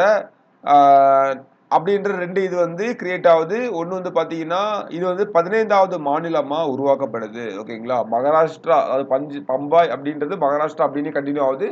குஜராத் அப்படின்றது வந்து ஃபார்ம் ஆகுது. ஓகே. அப்போ 1960வது ஆண்டுல இருமொழி மாநிலம் ஓகேங்களா? ஸோ இருமொழி மாநிலங்கள் அப்படின்றதுல பம்பாய் வந்து 2 தனி மாநிலங்களா பிரிக்கப்படுது. ஒன்னு மராத்தி பேசுற மக்களுக்காக மகாராஷ்டிரா, அதே மாதிரி வந்து பாத்தீங்கன்னா குஜராத் பேசுற மக்களுக்காக குஜராத்தி பேசும் மக்களுக்காக குஜராத் அப்படின்னு சொல்லிட்டு ரெண்டா பிரிக்கப்படுது. ஸோ அப்போ இந்திய ஒன்றியத்தின் 15வது மாநிலம் எது? குஜராத். ஓகேங்களா? இந்திய ஒன்றியத்தின் 15வது மாநிலமாக குஜராத் அப்படின்றது பிரிக்கப்படுது. ஓகே. எப்போ 1960ல நமக்கு வந்து பிரிக்கப்படுது. ஓகேவா? அடுத்தது பாருங்க தத்ரா நாகர் ஹவேலி ஓகேங்களா? ஸோ 1954ல விடுதலை அடைகிறது வர போர்ச்சுகீசியர்கள் தான் இந்த பகுதியை வந்து ஆட்சி செய்யறாங்க. எப்போ வர? அதாவது 1947ல பிரிட்டிஷ் இருந்து தான் விடுதலை. பிரிட்டிஷ் போயிட்டாங்க. ஓகேங்களா? அவங்க தான் நமக்கு வந்து அவங்க தான் நம்மள வந்து ரூல் பண்ணிட்டு இருந்தாங்க. ஆனா மற்ற சில இடங்கள்ல மற்றவங்களும் இருந்தாங்க. இப்போ வந்து அந்த போர்ச்சுகீசிய பகுதிகள் வந்து பாத்தீங்கன்னா அங்க பாருங்க தத்ரா நாகர் ஹவேலி பகுதியில் இருந்திருப்பாங்க. ஓகேங்களா? ஸோ அது எங்க இருக்குது? இந்த பக்கத்துல வரும். அந்த மகாராஷ்டிரா சைடு தான் வரும். ஓகேங்களா? தத்ரா நாகர் ஹவேலியில வந்து இருந்திருப்பாங்க. அதே மாதிரி பார்த்தீங்கன்னா பாண்டிச்சேரியில பிரெஞ்சு பீப்புள் வந்து இருந்திருப்பாங்க ஒரு குறிப்பிட்ட காலம் வரை. ஓகேங்களா? ஸோ அது மாதிரி அதே மாதிரி இந்த போர்ச்சுகீசியர்கள் தான் அந்த பகுதியை வந்து ஆண்டு வராங்க. ஸோ மக்களால் தேர்ந்தெடுக்கப்பட்ட ஒரு பிரதிநிதியால ஒரு நிர்வாகியால 1961 வரை அந்த நிர்வாகம் வந்து நடைபெற்றுட்டு இருந்துச்சு. இந்த முறை மாற்றப்படுது. எப்பனா 10வது அரசியலமைப்பு திருத்த சட்டம். ஓகே. எத்தனாவது? 10வது அரசியலமைப்பு திருத்த சட்டம் 1961 மூலமாட்டு இது வந்து இந்தியாவுடைய யூனியன் பிரதேசமா மாற்றப்படுது. ஓகேங்களா, இது வந்து இந்தியாவுடைய யூனியன் பிரதேசமா வந்து மாற்றப்படுது. முக்கியமானது. ஸோ அப்போ வந்து 15வது ஸ்டேட் என்ன? குஜராத். நமக்கு மகாராஷ்டிரா குஜராத்தும் பிரியுது. அடுத்து வந்து பார்த்தீங்கன்னா 1961ல் அடுத்த வருஷமே 10வது constitution amendment ஆக்ட்ல Dadra and Nagar Haveli வந்து போர்ச்சுகீஸ்ல இருந்து இந்தியா கூட சேர்ந்துக்குது யூனியன் டெரிட்டரியா. ஓகேங்களா, அடுத்தது ஸோ இந்த ஃபேக்ட்ஸ் எல்லாமே கண்டிப்பாக மறக்கும். ஓகேங்களா, நீங்கள் வந்து திரும்ப திரும்ப பார்க்கணும். டெஸ்ட் எழுதும் போது எப்படி மேட்ச் த ஃபாலோவிங்ல கொண்டு வரலாம், இதை வச்ச இதை பார்த்தா நான் என்ன க்ளூ கண்டுபிடிப்பேன் அப்படின்ற மாதிரி தான் நீங்கள் வந்து ஞாபகம் வைக்கணும். ஓகேங்களா, ஸோ வந்துடும், பிரச்சனை இல்லை. அடுத்தது பாருங்க, மூணாவது அடுத்தது 1962ல் கோவா டாமன் டையூ. என்னெல்லாம்? கோவா டாமன் டையூ. ஸோ இது வந்து பார்த்தீங்கன்னா 1962ல் வந்து பிரிக்கப்படுது. ஸோ இப்போ போர்ச்சுகீஸ்ல இருந்து நமக்கு வந்து இதுவும் வந்து போர்ச்சுகீஸ்ல இருக்கு. போர்ச்சுகீஸ்ல இருந்து இவங்க இன்னும் வந்து உட்கார்ந்துட்டு இருக்காங்க அப்படின்ற மாதிரி 1961ஆம் ஆண்டு போலீஸ் ஆக்ஷன் மூலமாட்டு வந்து போர்ச்சுகீஸ்ல இருந்து இந்த மூணையும் இந்தியா வந்து கையகப்படுத்துது. ஓகேங்களா, இதெல்லாம் கோவா டாமன் டையூ. ஓகேங்களா, ஸோ இப்போ வந்து பார்த்தீங்கன்னா இந்த கோவா டாமன் டையூ வந்து கையகப்படுத்தி இந்த மூணுமே நமக்கு வந்து 12வது கான்ஸ்டிடியூஷனல் அமெண்ட்மெண்ட் ஆக்ட். ஓகேங்களா, ஸோ ஈஸியாக வரும். ஃபர்ஸ்ட் வந்து தத்ரா நாகர் ஹவேலி ஞாபகம் வச்சிட்டீங்களா? ஸோ மேப் வச்சு தான் நான் வந்து ஞாபகம் வச்சுருக்கிறேன். இங்கே தான் இருக்கும், தத்ரா நாகர் ஹவேலி இங்கே தான் இருக்கும். அதே மாதிரி பார்த்தீங்கன்னா டாமன் டையூ இங்கே தான் இருக்கும். கோவா வந்து இங்கே இருக்கும். அப்படி தானே? ஸோ எல்லாம் பக்கத்தில் உள்ள ஆட்கள் தான். இங்கே எல்லாமே வந்து பார்த்தீங்கன்னா இங்கே தான் இருப்பாங்க. ஸோ ஓகே, இப்போ என்னாவது பாருங்க, அந்த 12வது கான்ஸ்டிடியூஷன் அமெண்ட்மெண்ட் ஆக்ட் 1962 படி கோவா டாமன் டையூ இது எல்லாம் வந்து இந்தியா கூட சேருது. எப்படி சேருது? யூனியன் பிரதேசமா சேருது. ஓகேங்களா, ஸோ அதுக்கப்புறம் வந்து பார்த்தீங்கன்னா ஆக்சுவலா இந்த கோவா வந்து பார்த்தீங்கன்னா யூனியன் பிரதேசமா தான் இருக்கும். 1987ல் தான் கோவாக்கு வந்து பார்த்தீங்கன்னா கோவாக்கு 1987ல் தான் வந்து பார்த்தீங்கன்னா ஸ்டேட் அந்தஸ்து வந்து கிடைக்கும். ஓகேங்களா, ஸ்டேட் அந்தஸ்து வந்து கிடைக்கும். ஸோ கோவா வந்து பார்த்தீங்கன்னா 1987 அப்படின்னு வச்சுக்கோங்க. ஸோ 1987 ஈஸியாக நம்ம வச்சுக்கலாம். ஓகேங்களா, 987. ஸோ அதெல்லாம் வந்து பார்த்தீங்கன்னா கோவாக்கு மாநில அந்தஸ்து வந்து வழங்கப்படும். ஸோ அதுக்கப்புறம் அப்போ என்ன ஆகும்? டாமனும் டையும் தனி யூனியன் பிரதேசமாக மாறுறோம். ஓகேங்களா, டாமன் டையும் தனி யூனியன் பிரதேசமாக மாறிடும். அதே நான் வச்சுக்கோங்க. ஓகே, இப்போ அடுத்தது பாண்டிச்சேரி. முக்கியமானது, கொஸ்டின்ல கேட்டிருக்காங்க, ரீசெண்டாக கூட கொஸ்டின் கேட்டாங்க. எந்த அமெண்ட்மெண்ட் மூலமாட்டு பாண்டிச்சேரி இந்தியா கூட இணைக்கப்பட்டது, எந்த இயர் அப்படின்னு பார்த்தீங்கன்னா 1962. சேம் 14வது கான்ஸ்டிடியூஷனல் அமெண்ட்மெண்ட் ஆக்ட். ரொம்ப ரொம்ப முக்கியமானது. ஓகேங்களா, 14வது. இப்போ நமக்கு வந்து பார்த்தீங்கன்னா ஃபர்ஸ்ட் இப்போ வந்து பம்பாயை சுற்றி பார்த்துட்டு இருக்கோம். இப்போ வந்து தமிழ்நாடு பக்கத்தில் வந்துட்டோம். ஓகேங்களா, ஸோ புதுச்சேரி அப்படின்றது நமக்கு வந்து பாண்டிச்சேரி அப்படின்றது நமக்கு வந்து 1962 14வது கான்ஸ்டிடியூஷனல் அமெண்ட்மெண்ட் ஆக்ட். ஸோ இந்த புதுச்சேரி, காரைக்கால், மாஹே, யானம். ஓகேங்களா, இந்த நாலும் சேர்ந்து தான் புதுச்சேரி. தெரியும் இல்லையா? அது இந்த புதுச்சேரி அப்படின்றது நமக்கு வந்து வெறுமனே நம்ம பாண்டிச்சேரி, நம்ம புதுச்சேரி மட்டும் கிடையாது. ஓகேங்களா, கூட வந்து நமக்கு வந்து புதுச்சேரி இருக்குது. அதே மாதிரி காரைக்கால் வரும். காரைக்கால் நமக்கு கொஞ்சம் கீழே வரும் இல்லையா? அந்த நாகப்பட்டினத்துலேருந்து கொஞ்சம் அந்த பக்கமாக வரும். ஓகே, ஸோ அதுக்கப்புறம் வந்து பார்த்தீங்கன்னா மாஹே. ஸோ இந்த மாஹி வந்து எங்க இருக்குன்னா கேரளா பக்கத்தில் இருக்குது. அதே மாதிரி பார்த்தீங்கன்னா ஏனாம், இது வந்து பார்த்தீங்கன்னா ஆந்திரா சைடில் இருக்கும். ஏனாம் வந்து பார்த்தீங்கன்னா ஆந்திரா சைடு இருக்கும். ஸோ புதுச்சேரி அப்படின்றது இந்த நாளும் சேர்ந்து தான் புதுச்சேரி. தெரியுங்களா அது? Yes or no?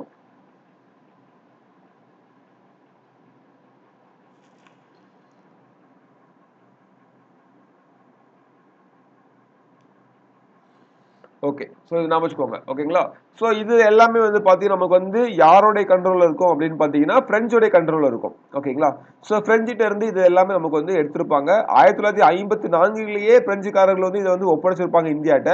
ஆனால் 1962ல் தான் 14வது அரசியலமைப்பு திருத்த சட்டம் மூலமாட்டு நமக்கு வந்து யூனியன் பிரதேசமாக மாற்றப்படும். ஓகேங்களா, அப்போ அதுக்கு முன்னாடி வரை என்ன சார் இருந்துச்சு? இப்போ நீங்க சொல்றீங்க 1954லேயே பிரெஞ்சிட்ட இருந்து நம்ம வாங்கிட்டோம் அப்படின்னு சொல்ல பார்த்தீங்கன்னா அதுக்கு முன்னாடி வர நமக்கு வந்து பார்த்தீங்கன்னா இந்தியாவால் கையகப்படுத்தப்பட்ட பகுதி அப்படின்ற கேட்டகரியில் இருந்திருக்கும். ஓகேங்களா, இந்தியாவால் கையகப்படுத்தப்பட்ட பகுதி அப்படின்ற ஒரு கேட்டகரியில் இருக்கும் 54லேயே. ஓகேங்களா, ஸோ அதுக்கப்புறம் தான் வந்து பார்த்தீங்கன்னா இதெல்லாம் இந்த விஷயங்கள்லாம் பண்ணிருக்காங்களே, கோவா, டையூ, டாமன், அதே மாதிரி தத்ரா நகர் ஹவேலி இதெல்லாம் பண்ணும்போது இதையுமே 1962ல் பண்ணியிருப்பாங்க. பார்த்தீங்களா, சேம் தான். அது வந்து பார்த்தீங்கன்னா 61 62 இதையும் 62லேயே வந்து இதையும் பண்ணிருப்பாங்க. ஓகே, அடுத்தது ஓகே, இப்போ வந்து பாத்தீங்கன்னா கிட்டத்தட்ட ஒரு 2 யூனியன் டெரிட்டரியா பார்த்துட்டோம்.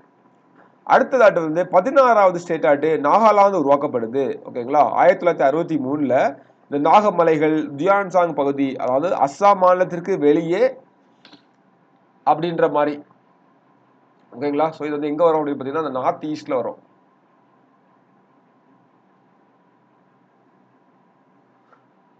ஓகே, ஸோ நார்த் ஈஸ்ட்ல வந்து பார்த்தீங்கன்னா இந்த பகுதி வந்து உருவாக்கப்படுது.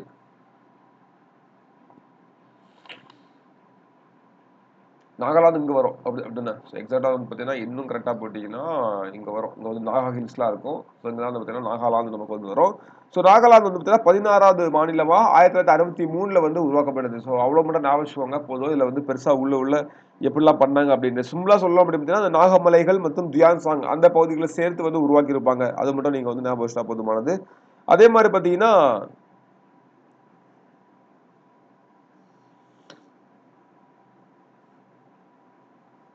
ஓகே, ஸோ இந்த அப்போ 1961க்கு முன்னாடி வரை நமக்கு வந்து இது வந்து அஸ்ஸாமுடைய கண்ட்ரோல் இருந்திருக்கும். ஓகேங்களா? அதுக்கப்புறம் தான் இது வந்து அஸ்ஸாம்ல தான் தனியாக பிரிக்கப்பட்டுச்சு அப்படின்னு சொல்லலாம். அப்போ நாகாலாந்து வந்து 16வது மாநிலமா உருவாக்கப்படுது. அதுக்கப்புறம் பார்த்தீங்கன்னா ஹரியானா 17வது மாநிலமா உருவாக்கப்படுது. ஓகேங்களா? ஹரியானா வந்து பார்த்தீங்கன்னா 17வது. இப்போ வந்து பார்த்தீங்கன்னா இங்கே வந்து ஹரியானா, சண்டிகர், இமாச்சல் பிரதேஷ் இந்த மூணையும் சேர்த்தே பார்க்கணும். எதெல்லாம் பார்க்கணும்? ஹரியானா, சண்டிகர், இமாச்சல் பிரதேஷ். ஓகே, ஸோ இங்கே பார்த்தீங்கன்னா பஞ்சாப் இருக்குது அப்படிதானே? ஸோ இந்திய ஒன்றியத்தில் வந்து பார்த்தீங்கன்னா அந்த பஞ்சாப்ல இருந்து 17வது மாநிலமாட்டு ஹரியானா, சண்டிகர் அப்படின்ற யூனியன் பிரதேசம் வந்து உருவாக்குது. ஓகேங்களா? ஸோ இது எப்படி நடக்குது அப்படின்னு பார்த்தீங்கன்னா தாரா சிங் அப்படின்ற ஒருத்தர் இருப்பார். பேர் என்ன? தாரா சிங் அவரு. ஸோ அவருடைய அகாலி தளம் அப்படின்ற ஒன்று தொடர்ந்து வந்து சீக்கிய தாயகம் பஞ்சாபி சுபா அப்படின்ற கோரிக்கையை வந்து வச்சுட்டே இருக்காங்க. ஓகேங்களா? ஸோ இப்போ வந்து பார்த்தீங்கன்னா 1966ல ஷா கமிஷன் அப்படின்னு ஒன்றை வந்து பரிந்துரை பண்றாங்க. என்ன பரிந்துரை பண்றாங்க? ஷா கமிஷன்.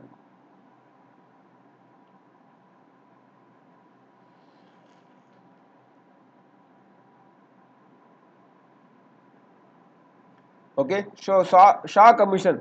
அந்த ஷா கமிஷனுடைய பரிந்துரை பேரில் வந்து பார்த்தீங்கன்னா பஞ்சாபி மொழி பேசும் பகுதிகள் ஒரு மாநிலம் மாட்டும். ஓகேங்களா? ஒரு மொழி பேசும் மாநிலம் மட்டும் பஞ்சாப் அப்படின்னு பேருது.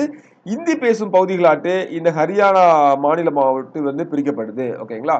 ஸோ அப்படியாட்டு 17வது ஸ்டேட்டா என்ன பிரிக்கப்படுது? ஹரியானா வந்து இந்தி பேசும் மாநிலமாட்டு பஞ்சாப்ல இருந்து பிரிக்கப்படுது. ஓகேங்களா? அதுக்கப்புறம் பார்த்தீங்கன்னா அதுக்கு பக்கத்தில் உள்ள யூனியன் பிரதேசங்கள், அதாவது அதுல நமக்கு ஹிமாச்சல் பிரதேசம் நம்ம ஃபர்ஸ்ட் என்னன்னு பார்த்தோம், யூனியன் பிரதேசமா இருக்கும் அப்படிதானே? அதே மாதிரி பார்த்தீங்கன்னா ஸோ இந்த யூனியன் பிரதேசம் அதே மாதிரி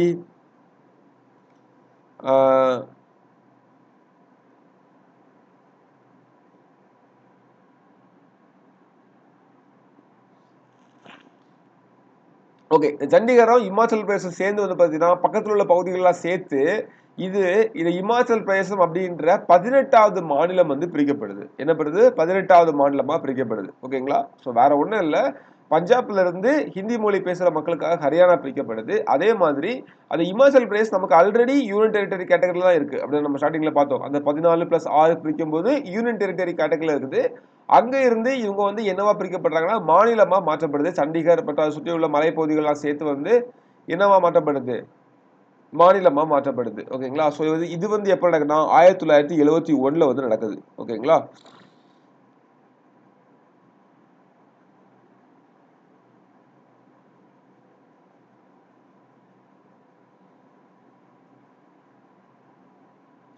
ஓகே, அதே மாதிரி இந்த இந்த இமாச்சல் பிரதேஷ் வந்து நமக்கு வந்து என்னவா மாறுது? இமாச்சல் பிரதேஷ் வந்து ஸ்டார்டிங்ல நமக்கு என்னவா இருந்துச்சு? யூனியன் டெரிட்டரியா இருந்து நமக்கு வந்து மாநிலமா மாறுது இல்லையா? அதே சேம் டைம் மணிப்பூர், திரிபுராவையும் வந்து மைண்ட்ல எடுக்கிறாங்க. ஓகேங்களா? என்ன பண்றாங்க? மணிப்பூரையும், திரிபுராவையும் மைண்ட்ல எடுத்து அதையும் கூடவே சேர்ந்து வந்து பார்த்தீங்கன்னா மாநில அந்தஸ்து வந்து பெறுது. ஓகேங்களா? 1972ல மணிப்பூர், திரிபுரா கூடவே சேர்ந்து மேகாலயா இது எல்லாமே நமக்கு வந்து பார்த்தீங்கன்னா என்னவா மாறுது? மாநிலங்களா மாறுது. ஓகேங்களா? 19வது மாநிலம் மணிப்பூர், 20வது மாநிலம் வந்து திரிபுரா, அடுத்து வந்து மேகாலயா. ஓகேங்களா? இந்த ஃபார்மேட்டில் வச்சுக்கோங்க. இப்போ வந்து பார்த்தீங்கன்னா இமாச்சல் பிரதேஷ் 1971 அப்படின்ற ஸோ பஞ்சாப் பக்கம் போயிட்டீங்க அப்படின்றப்ப பஞ்சாப்ல இருந்து ஹரியானா பிரிக்கப்பட்டது அந்த கதை ஞாபகம் இருந்துச்சுன்னா அது வந்து 1966. அப்படியே அது பக்கத்துல உள்ள இமாச்சல் பிரதேஷ் பக்கத்துல உள்ள பகுதிகளை சேர்த்து 1971ல மாநிலமா மாற்றப்படுது. அப்போ 1971ல இந்த இதை பற்றி பேசும்போது கூடவே ஏற்கனவே நமக்கு வந்து மணிப்பூர், திரிபுரா வந்து பாத்தீங்கன்னா நமக்கு வந்து யூனியன் டெரிட்டரி ஆகுது. ஸோ அதையும் வந்து இப்போ வந்து மாநிலமா மாத்துறதுக்கு 1972ல பேசுறாங்க. அதுவும் வந்து மாநிலமா மாற்றப்படுது. ஓகேங்களா?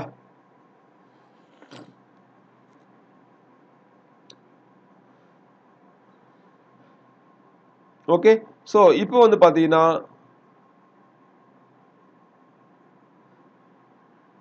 அடுத்த முக்கியமானது சிக்கிம். சிக்கிம் வந்து பாத்தீங்கன்னா இதோடைய கதை வந்து பெரிய கதை. நான் வந்து ஆல்ரெடி வீடியோ கூட பண்ணியிருப்பேன். ஸோ வந்து கிளாஸ் நம்ம அதாவது அந்த ஷார்ட்ஸ்ல வந்து ஒரு இது போட்டிருப்பேன். சிக்கிமுடைய 50வது ஆண்டு விழா வந்து ஒரு வருட காலமா செலிப்ரேட் பண்ணிட்டு இருப்பாங்க. ஓகேங்களா? 1975ல் தான் சிக்கிம் வந்து நமக்கு வந்து மாறி இருக்கும். சிக்கிம் வந்து பாத்தீங்கன்னா 1947 வரை சிக்கிம் வந்து சோக்யாலால் அப்படின்ற சோக்யா அப்படின்றவங்களால ஆளப்பட்ட ஒரு சமஸ்தானமா இருந்திருக்கும். ஓகேங்களா? 1947ல வந்து பாத்தீங்கன்னா பிரிட்டிஷ் வந்து வெளியே போறாங்க. அதுக்கப்புறம் சிக்கிமுக்கு வந்து இந்தியா தான் பாதுகாப்பு அப்படின்ற மாதிரி மாறுது. ஓகேங்களா? இதுக்கப்புறமா சிக்கிமுடைய பாதுகாப்பு துறை பாதுகாப்பு விஷயங்கள், வெளி விவகாரங்கள் எல்லாமே வந்து பாத்தீங்கன்னா இந்திய அரசாங்கம் வந்து ஏற்றுக்கொள்ளுது. இப்போ 1974ல சிக்கிம் வந்து இந்தியா கூட இணையறதுக்கு ஆஹ், விருப்பப்படுறாங்க. ஓகே, இது மூலமாட்டு 35வது அரசியலமைப்பு திருத்த சட்டம் 1974ல நாடாளுமன்றத்தில் இயற்றப்படுது. இதுல வந்து சிக்கிம் மாநிலம் இந்திய ஒன்றியத்தின் ஒரு இணை மாநிலமான அந்தஸ்தை பெறுது. ஓகேங்களா? எப்போ 35வது கான்ஸ்டிடியூஷனல் அமெண்ட்மெண்ட் ஆக்ட் படி சிக்கிம் வந்து இந்தியா கூட இணையுது. ஓகேங்களா? ஸோ ரொம்ப முக்கியமானது. அரசியலமைப்புல இதுக்காக ஒரு புதிய பிரிவு ஒன்று ஏற்படுத்துவாங்க. Part 2A. இது ரொம்ப முக்கியமானது இல்ல. ஜஸ்ட் வச்சுக்கோங்க. என்ன சொல்லுவாங்கன்னா பார்ட்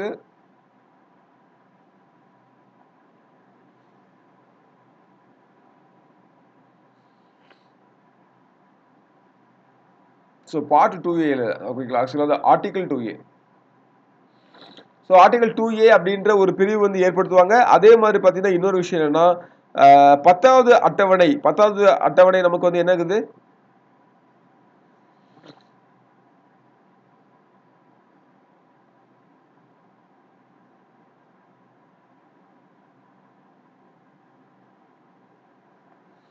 இல்ல 10வது அட்டவணை இல்ல. 1 செகண்ட். இது ஒன்று நான் செக் பண்ணி சொல்றேன். இது ஆர்டிகல் 2A சொல்றாங்களா அப்படின்றத மட்டும் நான் வந்து பார்த்து சொல்றேன். ஓகேங்களா? ஸோ 2A கரெக்டாக நினைக்கிறேன். சின்ன டவுட் இருக்குது. Okay, fine. ஸோ அப்போ சிக்கிம் வந்து பார்த்தீங்கன்னா 35வது கான்ஸ்டியூஷன் அமெண்ட்மெண்ட் ஆக்ட் படி நமக்கு 1975ல் 22வது மாநிலமாக சேர்த்துக் கொள்ளப்படுது. ஓகேங்களா? சிக்கிம் வந்து பார்த்தீங்கன்னா 1975ல் 22வது மாநிலமா நமக்கு வந்து சேர்த்துக் கொள்ளப்படுது. ஓகே, ஸோ அதுக்கு முன்னாடி வரை வந்து பார்த்தீங்கன்னா அங்க இருந்த பெரும்பாலான வந்து பார்த்தீங்கன்னா ஒரு புரட்சியை பண்ணியிருப்பாங்க. ஓகேங்களா? ஸோ வந்து பார்த்தீங்கன்னா அங்க வந்து தனி மன்னர்கள் ஆட்சி இருக்கும். நிறைய பேர் இந்தியா கூட சேர்றதுக்கான விருப்பம் தெரிவிப்பாங்க. ஒரு இடத்துல அது வந்து இந்தியா கூட சேர்த்துக் கொள்ளப்பட்டோம். 35வது கான்ஸ்டியூஷன் அமெண்ட்மெண்ட் ஆக்ட் மூலமா 1974 வந்து சேர்த்துக் கொள்ளப்பட்டு 75ல இருந்து வந்து பார்த்தீங்கன்னா இந்தியா கூட வந்து சேர்ந்திருக்கும். ஓகேங்களா? ஆக்சுவலா மக்கள்கிட்ட வந்து இங்கேயும் ஒரு பொது வாக்கெடுப்பு ஒண்ணு வந்து நடத்தியிருப்பாங்க. ஓகேங்களா? ஸோ நிறைய பேர் வந்து பார்த்தீங்கன்னா இந்தியா கூட அங்க இருக்கக்கூடிய எதிர்க்கட்சிகள் உட்பட எல்லாருமே வந்து பார்த்தீங்கன்னா அந்த போராட்டத்தை வந்து முன்னெடுத்து அங்க எல்லாருமே வந்து பார்த்தீங்கன்னா இந்தியா கூட ஜாயின் பண்றதுக்கான இதுதான் வந்து பண்ணியிருப்பாங்க. ஓகேங்களா? ஸோ அப்படிதான் இந்தியா கூட சேர்றாங்க. ஸோ 36வது சட்ட திருத்தத்துல தான் அது வந்து 22வது மாநிலமா இந்தியா கூட வந்து சேருது. ஓகேங்களா? ஸோ இப்போ ஒரு முழு அளவிலான மாநிலமா வந்து இப்போ நமக்கு இருக்குது. ஓகே, முக்கியமானது. அதே மாதிரி சிக்கிமுக்கு நமக்கு வந்து சிறப்பு அந்தஸ்து கொடுத்துருப்போம். அப்படிதானே? நம்ம நேற்று பார்த்தோம். எந்த இதில் வரும் சிக்கிமுக்கு? ஆர்டிகல் 371 எஃப்ல வரும் சிக்கிம். ஓகே, ஆர்டிகல் 371 எஃப்ல வந்து நமக்கு அதுக்கான சிறப்பு அந்தஸ்தையும் நம்ம வந்து கொடுத்துருப்போம். ஓகேவா?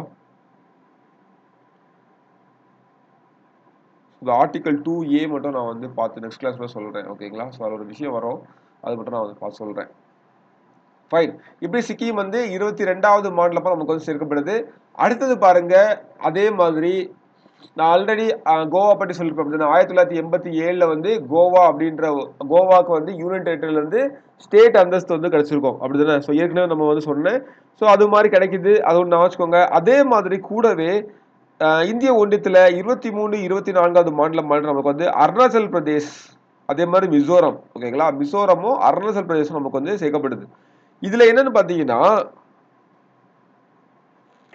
இதுல வந்து பாத்தீங்கன்னா மத்திய அரசுக்கும் மிசோ தேசிய முன்னணி, ஓகேங்களா, மிசோ தேசிய முன்னணி அப்படின்ற ஒரு இது அமைப்பு, அவங்க ரெண்டும் கிடையில ஒரு அமைதி ஒப்பந்தம் வந்து கையெழுத்து ஆகிறது. அதனுடைய தொடர்ச்சியா வந்து பாத்தீங்கன்னா அந்த மிசோரம் வந்து பாத்தீங்கன்னா முழுவதும் மாட்டி union Pradesh sorry Mizoram union பிரதேசமா இருக்கு. அது வந்து பாத்தீங்கன்னா மாநில அந்தஸ்து வந்து பெறுது. ஓகே, ஸோ அதே மாதிரி வந்து பாத்தீங்கன்னா இன்னொரு பார்ட் வந்து அருணாச்சல் பிரதேஷ். இந்த அருணாச்சல் பிரதேசம் இந்தியாவுடைய ஒரு பகுதியா இருக்குது. அது வந்து பாத்தீங்கன்னா 1972ல அகைன் நமக்கு வந்து ஓகே 1972ல இருந்தே அதுவும் நம்ம கூட வந்து இருக்குது. ஆனா அதுக்கப்புறமா 1987ல வந்து பாத்தீங்கன்னா நமக்கு என்னது அருணாச்சல் பிரதேசமும் ஒரு மாநிலமா நமக்கு வந்து மாறுது. அதே மாதிரி கோவா, கோவா வந்து டாமன் டையூ கோவா சேர்ந்து வந்து நமக்கு என்னவா இருக்கும், ஒரு யூனியன் டெரிட்டரியா இருக்கும், அப்படிதானே? அதுல இருந்து கோவா மட்டும் தனியா பிரிச்சுட்டு வந்து கோவா வந்து என்ன சொல்றது, ஒரு கோவா மாநிலமா வந்து உருவாக்கப்படுது. ஓகேவா? ஸோ இதான் வந்து கதை. ஸோ இப்போ வந்து பார்த்தீங்கன்னா அருணாச்சல் பிரதேஷ், மிசோரம், கோவா. ஸோ அப்படி சொல்றதை விட மிசோரம் தான் 23வது, அருணாச்சல் பிரதேஷ், அடுத்து கோவா. ஸோ கோவா 25வது மாநிலமா உருவாக்கப்படுது. அடுத்தது 2000க்கு வாங்க, மூணுமே ஈஸி.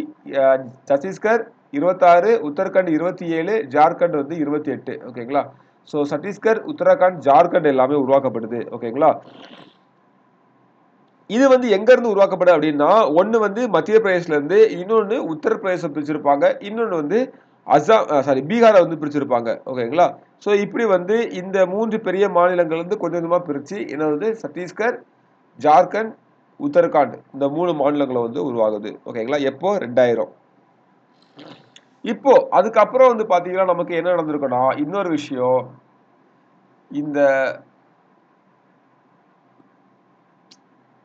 முக்கியமானது தெலுங்கானா. தெலுங்கானா வந்து 29வது மாநிலமா பிரிக்கப்படுது. எங்க இருந்து பிரிக்கப்படுது? ஆந்திர பிரதேஷ்ல இருந்து 2014ல. ஓகேங்களா? ஸோ அதுக்கான அந்த இது கூட இப்பதான் மாத்திருப்பாங்க. ஸோ ஆரம்பத்துல வந்து பாத்தீங்கன்னா அதோட தலைநகர் வந்து பாத்தீங்கன்னா 2 இருக்கு காமனா ஹைதராபாத் இருந்திருக்கும். இப்போ வந்து ஆந்திராவுக்கு வந்து பாத்தீங்கன்னா அந்த அமராவதி பகுதியை வந்து எடுத்திருப்பாங்க. அவங்களுக்கு வந்து பாத்தீங்கன்னா ஹைதராபாத் பகுதி எடுத்திருப்பாங்க. ஓகேங்களா? ஸோ ரெண்டுக்கும் காமனா ஃபர்ஸ்ட் இவ்வளவு நாள் ஹைதராபாத் தான் இருந்திருக்கும். அதை வந்து இப்போ ரெண்டா பிரிச்சதுக்கு அப்புறமா தெலுங்கானா பார்த்தீங்கன்னா இந்த கோஸ்டல் ரீஜனே வராது. ஓகேங்களா? ஸோ அப்போ வந்து பார்த்தீங்கன்னா 29வது வந்து பார்த்தீங்கன்னா ஆந்திர மொழிவாரி சட்டம், சரி ஆந்திர மாநிலத்தில இருந்து நமக்கு வந்து தெலுங்கானா அப்படின்றது பிரிக்கப்படுது. ஓகே, ஸோ ஃபர்ஸ்ட் உருவாக்குனது ஃபர்ஸ்ட் மொழிவாரி மாநிலமா உருவாக்குனது எது? ஆந்திர பிரதேஷ் தான். அதே மாதிரி ரீசெண்டா வந்து பாத்தீங்கன்னா ஒரு மாநிலம் பிரிஞ்சதும் ஆந்திர பிரதேஷ் தான். ஓகேங்களா? ஸோ மொழிவாரி மாநிலத்தை உருவாக்குது இந்த ஆந்திர மாநிலம் வந்து. இதுல இருந்து வந்து பாத்தீங்கன்னா நமக்கு தெலுங்கானா அப்படின்ற ஒரு விஷயம் வந்து பிரிக்கப்படுது. ஓகே,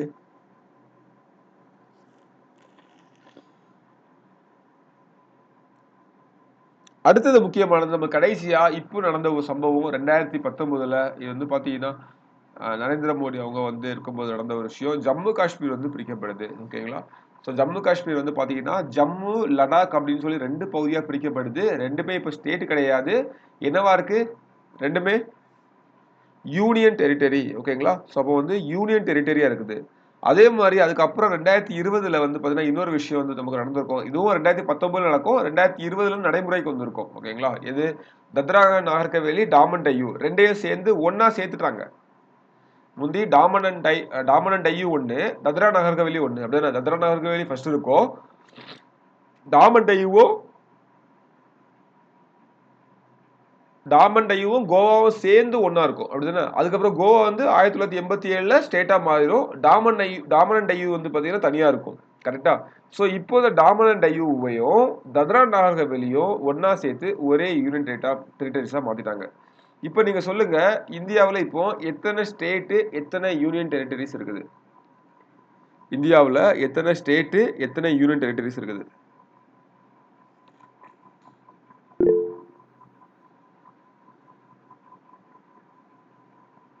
எத்தனை இருக்குது? ஜஸ்ட் மெசேஜ் மட்டும் பண்ணுங்க. 28 வெரி குட். ஓகே,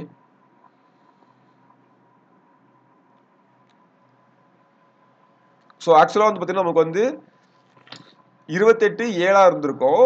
மறுபடியும் வந்து பார்த்தீங்கன்னா நமக்கு வந்து ஜம்மு அண்ட் காஷ்மீர் வந்து பிரிச்ச உடனே என்ன மாதிரி இருக்கும்? 28 பிளஸ் வந்து 9 மாதிரி இருக்கும். ஏன்னா ஜம்மு காஷ்மீர் ஒன்று, லடாக் ஒன்று அப்படின்ற மாதிரி இருக்கும். அதுக்கப்புறமா வந்து பார்த்தீங்கன்னா அந்த தத்ரா நாகர் ஹவேலியும் டாமன் அண்ட் டையூ வந்து சேர்த்திருப்பாங்க.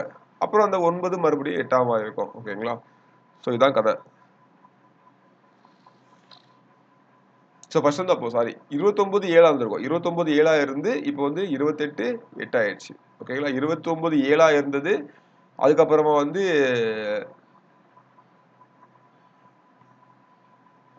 ஆமா. ஸோ அதுக்கப்புறம் வந்து ஜம்மு காஷ்மீர் பிரிச்சதுக்கு அப்புறமா வந்து பார்த்தீங்கன்னா, அந்த 1 வந்து போயிரும். 28ஆ மாறும். அங்கருந்து 2 சேர்ந்து 9 யூனியன் பிரதேசமா மாறும். அப்புறம் தத்ரா நாகர் ஹவேலியும் இதே சேர்த்ததுனால, டாமன் டையூவையும் சேர்த்ததுனால 8ஆ மாறும். இப்போ நமக்கு வந்து 28/8 இருக்குது. ஓகேங்களா? ஓகே. ஸோ இது வந்து பியூர் ஃபேக்ட் தான். இது வந்து பார்த்தீங்கன்னா, கொஞ்சம் கொஞ்சமா நீங்க வந்து கொஞ்சம் புரிஞ்சு ஒரு ஃப்ளோல படிச்சீங்க அப்படின்னா, ஈஸியா ஞாபகம் வச்சிரலாம். ஓகேங்களா? ஃபர்ஸ்ட் வந்து நமக்கு 14 மாநிலங்கள் என்னன்னு சொன்னேன். அது உங்களுக்கு கண்டிப்பா ஞாபகம் இருக்கும். எதெல்லாம் ஞாபகம் இருக்குதா? மைசூர், மைசூர், மதராஸ், கேரளா, அப்புறம் வந்து ஆந்திரா. ஆந்திரா தான் ஃபர்ஸ்ட் உருவாக்கப்பட்டது. அப்படியே இங்க வந்தீங்கன்னா, ராஜஸ்தான் இருக்கும், பம்பாய் இருக்கும். அப்படியே ரைட் ஹேண்ட் சைடு போனீங்க அப்படின்னா, நமக்கு என்னலாம் இருக்கும்? அ வெஸ்ட் பெங்கால் இருக்கும், அஸ்ஸாம் இருக்கும், ஒடிஷா இருக்கும், பீகார் இருக்கும். அப்படிதானே? வெஸ்ட் பெங்கால், அஸ்ஸாம், ஒடிஷா, பீகார். மேல வந்து நமக்கு ஜம்மு காஷ்மீர், அப்புறம் சென்ட்ரல்ல வந்து பார்த்தீங்கன்னா, மிகப்பெரிய இதான பஞ்சாப் இருக்கும். அப்புறம் உத்தரப்பிரதேஷ், மத்திய பிரதேஷ் இருக்கும். இதுக்கப்புறம் 15வது மாநிலமா வந்து பம்பாயில இருந்து குஜராத் வந்து பிரிக்கப்படுது 1960ல.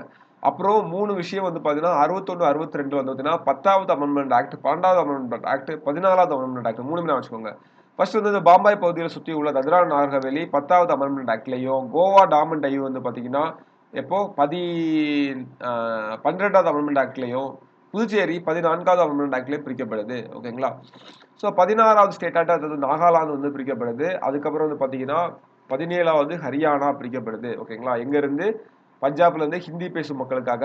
அதுக்கப்புறம் பக்கத்துல உள்ள ஹிமாச்சல் பிரதேஷ், சண்டிகர் எல்லாம் சேர்ந்து நமக்கு வந்து பார்த்தீங்கன்னா, நமக்கு 18வது மாநிலமா வந்து பிரிக்கப்படுது. ஓகேவா? ஸோ அதுக்கப்புறம் நமக்கு வந்து பார்த்தீங்கன்னா, என்னது மணிப்பூர், திரிபுரா. ஓகே. மணிப்பூர், திரிபுரா, மேகாலயா. இது வந்து நார்த் ஈஸ்டர்ன்ல உள்ளது 3மே வந்து ஸ்டேட்டா மாறுது 72ல. அப்புறம் சிக்கிம் வந்து நம்ம கூட ஜாயின் பண்ணிக்கிறாங்க. அதுக்கப்புறமா மிசோரம், அருணாச்சல் பிரதேஷ், கோவா. மிசோரம், அருணாச்சல் பிரதேஷ் வந்து நார்த் ஈஸ்ட் அகைன் ஓகே. ஆனா கோவா வந்து பார்த்தீங்கன்னா, ஆல்ரெடி நமக்கு வந்து அ ம யூ யூனியன் டெரிட்டரியா இருந்தது. மாநில அந்தஸ்து கிடைக்குது. ஓகேங்களா? யூனியன் டெரிட்டரியா இருந்தது. மாநில அந்தஸ்து கிடைக்குது.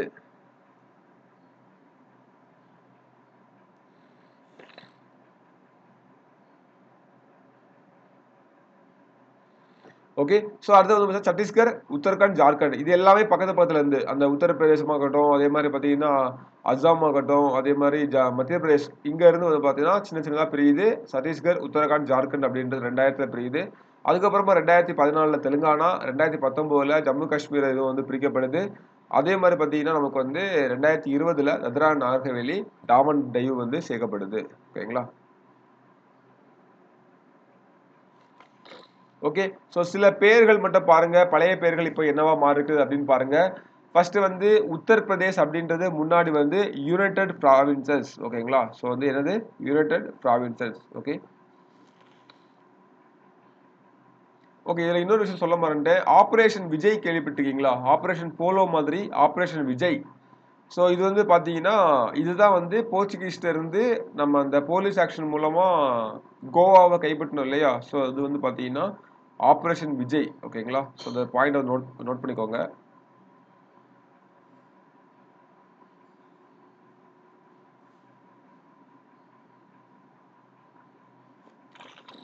ஸோ ஆப்பரேஷன் விஜய் மூலமா நமக்கு வந்து பார்த்தீங்கன்னா, போர்ச்சுகீஸ்ல இருந்து கோவா, டாமன் டையூ வந்து ஒரு யூனியன் பிரதேசமா வந்து மாறியிருக்கும். ஓகேவா? அந்த டைம்ல வந்து பார்த்தீங்கன்னா, இதுல இன்னொரு ஸ்டோரி என்னன்னா, அந்த கோவாவ வந்து எப்படியாவது மகாராஷ்டிரா கூட சேர்க்கணும். மகாராஷ்டிரா கூட ஒரு இணைப்பு ஒரு என்ன சொல்றது? மகாராஷ்டிரா கூட சேர்ந்த அந்த மாநிலத்துக்கு கூட ஒரு பார்ட்டா வந்து சேர்க்கணும். ஏன்னா, அது ஒரு சின்ன பகுதி பார்த்திருக்கீங்களா? கோவா ரொம்ப சின்னதா இருக்கும். ஸோ சேர்க்கணும்னு சொல்லிட்டு நெறைய கோரிக்கைகள் வந்து நடந்திருக்கும். ஆனா வந்து பார்த்தீங்கன்னா, அது இல்லாம போயிருக்கும். அதுக்கப்புறமா பொது வாக்கெடுப்பு நடத்தியிருப்பாங்க. ஸோ இந்தியாவுல வந்து பார்த்தீங்கன்னா, சுதந்திர இந்தியாவுல ஒரு பொது வாக்கெடுப்பு அப்படின்றது இங்க தான். இப்போ வந்து பார்த்தீங்கன்னா, மற்றது ரெஃபரண்டம் மூலமா ஜாயின் பண்றாங்க அப்படின்றப்ப, இப்போ ஃபார் எக்ஸாம்பிள் வந்து ஜுனாகத் வந்து ஜாயின் பண்ணாங்கன்னா, அது வந்து எப்போ சுதந்திர இந்தியாவில் அது இந்தியாவுடைய பார்ட்டே கிடையாது. ஓகேங்களா? இப்போ பாருங்க இது வந்து இந்தியாவுடைய பார்ட்டு. ஓகே. ஸோ இது வந்து பார்த்தீங்கன்னா, ஒரு இது மூலமா தான் உள்ள வந்திருக்கும். இப்போ வந்து இந்த கோவாவுடைய தனித்துவமான கலாச்சாரத்த பாதுகாக்கிறதுக்காக வந்து பார்த்தீங்கன்னா, எல்லாருமே இது கூட சேர்றதுக்கு வந்து இது பண்ணாங்க. ஆனாலும் இது வந்து பார்த்தீங்கன்னா, ஒரு யூனியன் டெரிட்டரியா தான் இருந்திருக்கும். ஓகேங்களா? இப்ப எப்படி மாநில அந்தஸ்து வருது அப்படின்னு பார்த்தீங்கன்னா, இவங்களுடைய மொழி வாரியான எல்லாமே வந்து மொழி மற்றும் நிர்வாக அடையாளங்கள்லாம் உறுதி செய்யப்படுது. அதுக்கப்புறம் தான் இந்திய நாடாளுமன்றம் வந்து கோவாக்கு மாநில சட்டத்தை கோவா மாநிலம் அப்படின்ற ஒரு விஷயத்த வந்து உருவாக்கி கொடுக்குறாங்க. ஓகேங்களா? இதன்படி 25வது மாநிலமாட்டு 1987ல உருவாகுது. ஓகே. ஃபைன். நம்ம இப்ப பார்க்கலாம். ஸோ இது அடுத்தது பார்த்தீங்கன்னா 1950ல் தான் யுனைடெட் ப்ராவின்சஸ் அப்படின்றது நமக்கு வந்து உத்தரப்பிரதேசமா மாறுது. ஓகேங்களா? தமிழ்ல சொல்ல போனா ஐக்கிய மாகாணங்கள். ஐக்கிய மாகாணங்கள். ஓகேவா? ஸோ மெட்ராஸ் அப்படின்றது தமிழ்நாடா எப்போ மாறுச்சு? 1969. யாருடைய பீரியட் இது வந்து?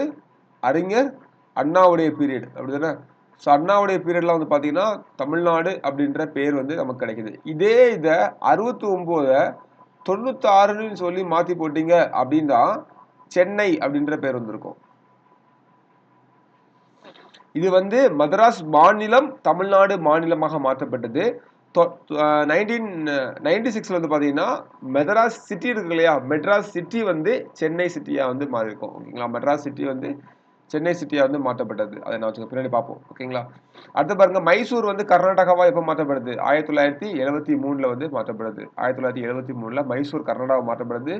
அதே மாதிரி லக்கடீப், மினிகாய், அமினிதி இந்த தீவுகள்லாம் சேர்ந்து லட்சத்தீவா வந்து மாறுது. ஓகேங்களா?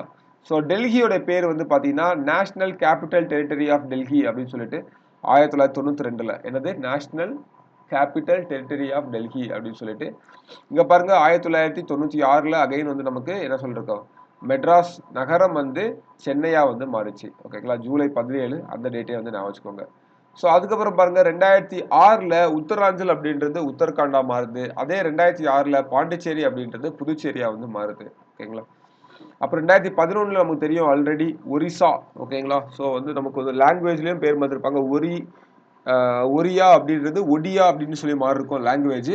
அவங்களுடைய ஸ்டேட்டோட பேர் வந்து ஒரிசால இருந்து ஒடிஷாவா வந்து மாறி இருக்கும். ஓகேங்களா? ஸோ இதெல்லாம் வந்து சின்ன சின்ன பேர் மாற்றங்கள். ஓகே, ஜஸ்ட் வந்து பார்த்து வச்சுக்கோங்க. இதை நோட்ஸ் கொடுக்குறேன். ஃபேக்ட் தான், பார்த்துக்கலாம். ஓகே, இப்போ வந்து தமிழ்நாடுடைய ஒரு சின்ன ஒரு கதை மட்டும் பார்த்துருவோம். ஓகேங்களா? ஸோ என்ன கதை அப்படின்னு பார்த்தீங்கன்னா, தமிழ்நாடு மாநிலம் அப்படின்னா 1802ல லார்டு வெல்லஸ்லி மெட்ராஸ் மாகாணத்தை வந்து உருவாக்குறாரு. ஓகேங்களா? லார்டு வெல்லஸ்லி மெட்ராஸ் மாகாணத்தை உருவாக்குறாங்க. இப்போ வந்து தமிழ்நாடு, ஆந்திரா, ஒடிசாவுடைய சில பகுதிகள், கேரளா, கர்நாடகா, லட்சத்தீவை உள்ளடக்கியதா அந்த மெட்ராஸ் மாகாணம் அப்படின்றது.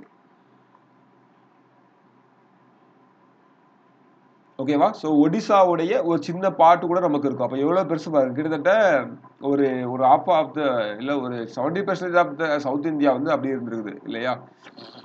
ஓகே, ஸோ பெரும்பாலான சவுத் இந்தியா. ஓகே, ஸோ இதில் வந்து பார்த்தீங்கன்னா இப்போ எல்லாம் தமிழ்நாடு, ஆந்திரா, ஒடிஷாவுடைய சில பகுதிகள், கேரளா, கர்நாடகா, லட்சத்தீவுலாம் சேர்ந்து தான் நமக்கு மெட்ராஸ் மாகாணம் அப்படின்னு சொல்லி இருந்திருக்கோம்.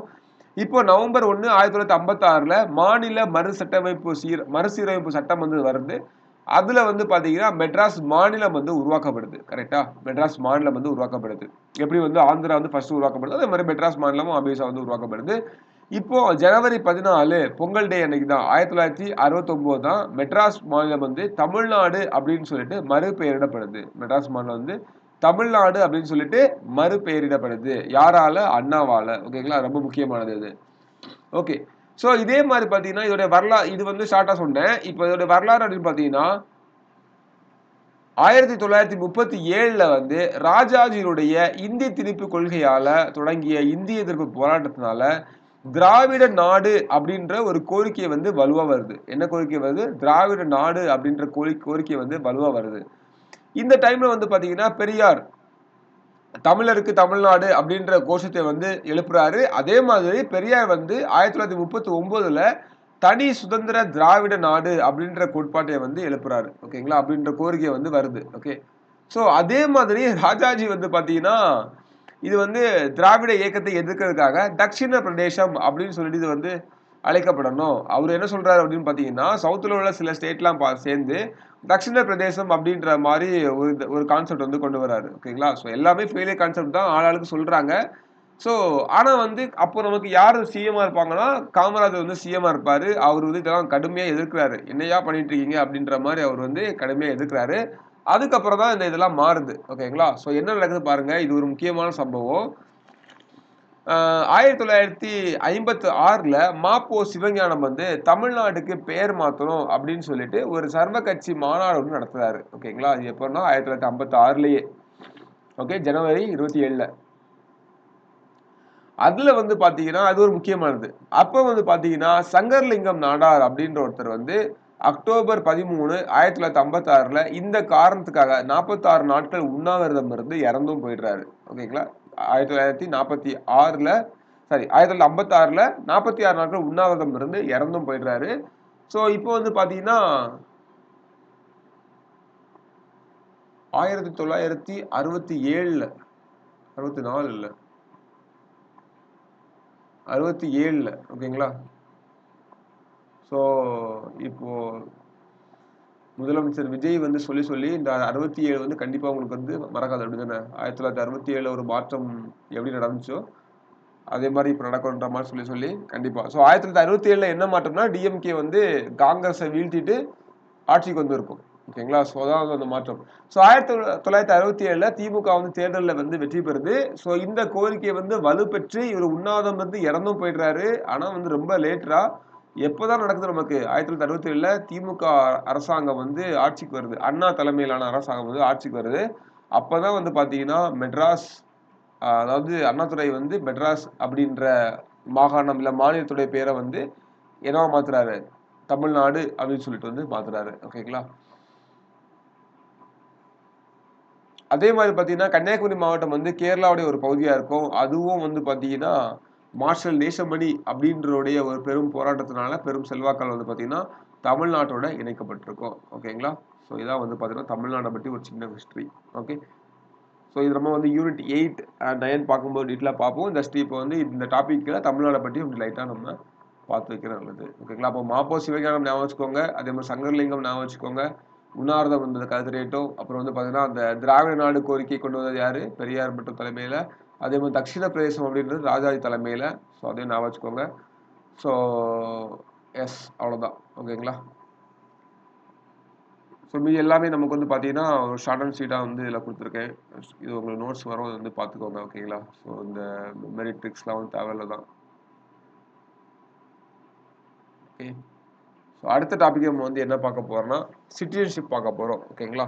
அதுக்கு முன்னால் ஒரு சின்ன பிரேக் எடுத்துகிட்டு மீதி ஒரு ½ அன் ஹவர் நம்ம வந்து கண்டினியூ பண்ணலாம். ஓகேங்களா? ஸோ 6:30க்கு நம்ம ஸ்டார்ட் பண்ணலாம். ஒரு பிரேக் எடுத்துக்கலாம். ஒரு 7 மினிட்ஸ் இருக்குது. அதுக்கப்புறம் வந்து பார்த்தீங்கன்னா 7 o'clock வரை நம்ம வந்து பார்த்தீங்கன்னா சிட்டிசன்ஷிப் பார்க்கலாம். ஸோ முடிஞ்ச அளவு சிட்டிசன்ஷிப்பை வந்து முடிக்க பார்க்கலாம். ஸோ இது வந்து பார்த்தீங்கன்னா மொத்தமே ஒரு 6 ஆர்டிக்கிள் இருக்கும். அப்புறம் சின்ன சின்ன விஷயங்கள் இருக்கும். ஸோ அதை மட்டும் நம்ம வந்து பார்த்து முடிக்கலாம். ஓகேவா?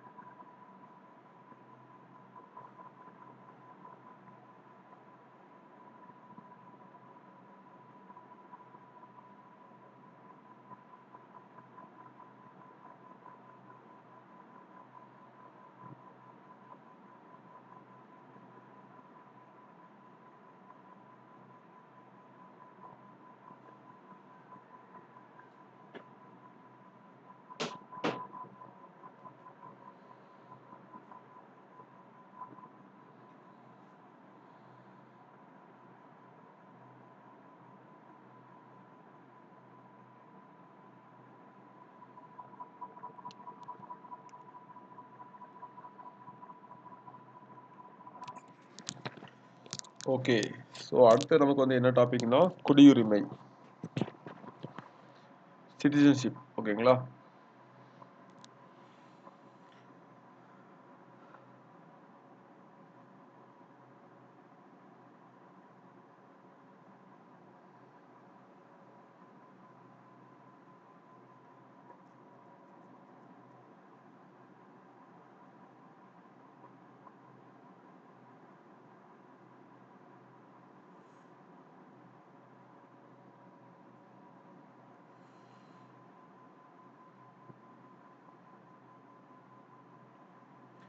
இந்த கான்ஸ்டியூஷன் வந்து பார்த்தீங்கன்னா, ஒரு புரியாத லாங்குவேஜ்ல எழுதியிருப்பாங்கன்ற மாரி ஒரு கமெண்ட் வந்துருக்கும் இல்லையா? ஸோ எல்லாமே வந்து பார்த்தீங்கன்னா, வழக்கறிஞர்களின் சுருக்கமா இருக்கும். அவங்க வார்த்தைகள் அவங்க யூஸ் பண்றது எல்லாமே. ஸோ அப்படிதான் அங்க வந்து பார்த்தீங்கன்னா, இங்க ஒரு வார்த்தை வரும். என்னன்னு பார்த்தீங்கன்னா, நம்ம வந்து இப்ப குடிமக்கள் அப்படின்றப்ப நமக்கு வந்து எல்லா இது மாரியும் நமக்கு வந்து குடிமக்கள், அதாவது குடிமக்கள் அப்படின்ற மாரி சொல்லாம, 2 வகையான மக்கள் அப்படின்னு சொல்லலாம். ஓகேங்களா? ஒண்ணு வந்து குடிமக்கள். இன்னொன்னு வந்து பார்த்தீங்கன்னா, நமக்கு வந்து ஏலியன்ஸ் அப்படின்னு சொல்லிட்டு கொடுத்துருப்பாங்க. ஓகேங்களா? அந்நியர்கள். அதான் வந்து பார்த்தீங்கன்னா, நமக்கு என்ன குடுத்துருக்காங்க பாருங்களேன் கான்ஸ்டிடியூஷன்ல. ஏலியன்ஸ் அப்படின்னு சொல்லிட்டு மென்ஷன் பண்ணிருப்பாங்க. ஓகேங்களா? ஸோ இந்த மாரி இதுவே ஒரு கிரிட்டிசிசம் தான். ஸோ இந்த மாரி நெறைய வார்த்தைகள் நமக்கு வந்து வித்தியாசமான வார்த்தைகள் இருக்கும். ஓகே. ஸோ பார்க்கலாம் நம்ம. அதுக்கு முன்னால இது வந்து பார்த்தீங்கன்னா, பார்ட் 2 ஆஃப் த கான்ஸ்டிடியூஷன் அடுத்து நான் இப்ப பார்ட் 1 படிச்சாச்சு. பார்ட் 2 ஆஃப் த கான்ஸ்டிடியூஷன்ல சொல்லிருவாங்க. ஆர்டிகிள் 5ல இருந்து 11 வரை இத பத்தி பேசுவாங்க. ஓகேங்களா? ஆர்டிகிள் 5ல இருந்து 11 வரை. ஆர்டிகிள் 1 டூ 4 படிச்சாச்சு இல்லையா? ஸோ ஞாபகம் இருக்கு இல்லையா? தெரியும் இல்லையா? ஓகே. இப்போ வந்து ஆர்டிகிள் 5ல இருந்து 11 வரை இத பத்தி பேசுவாங்க. நமக்கு இப்போ இந்த இதெல்லாம் இருக்கா அப்படிங்கிறது இல்ல. நம்ம ஃபுல்லா பார்க்கலாம். பார்க்க உங்களுக்கு புரியும். இப்ப எல்லாமே மாறிச்சு. ஓகேங்களா? குடியுரிமை பெறதுக்கான வழிமுறைகள் எல்லாமே நமக்கு வந்து வேற மாரி மாறிச்சு. ஆனா இதுவும் இருக்குது.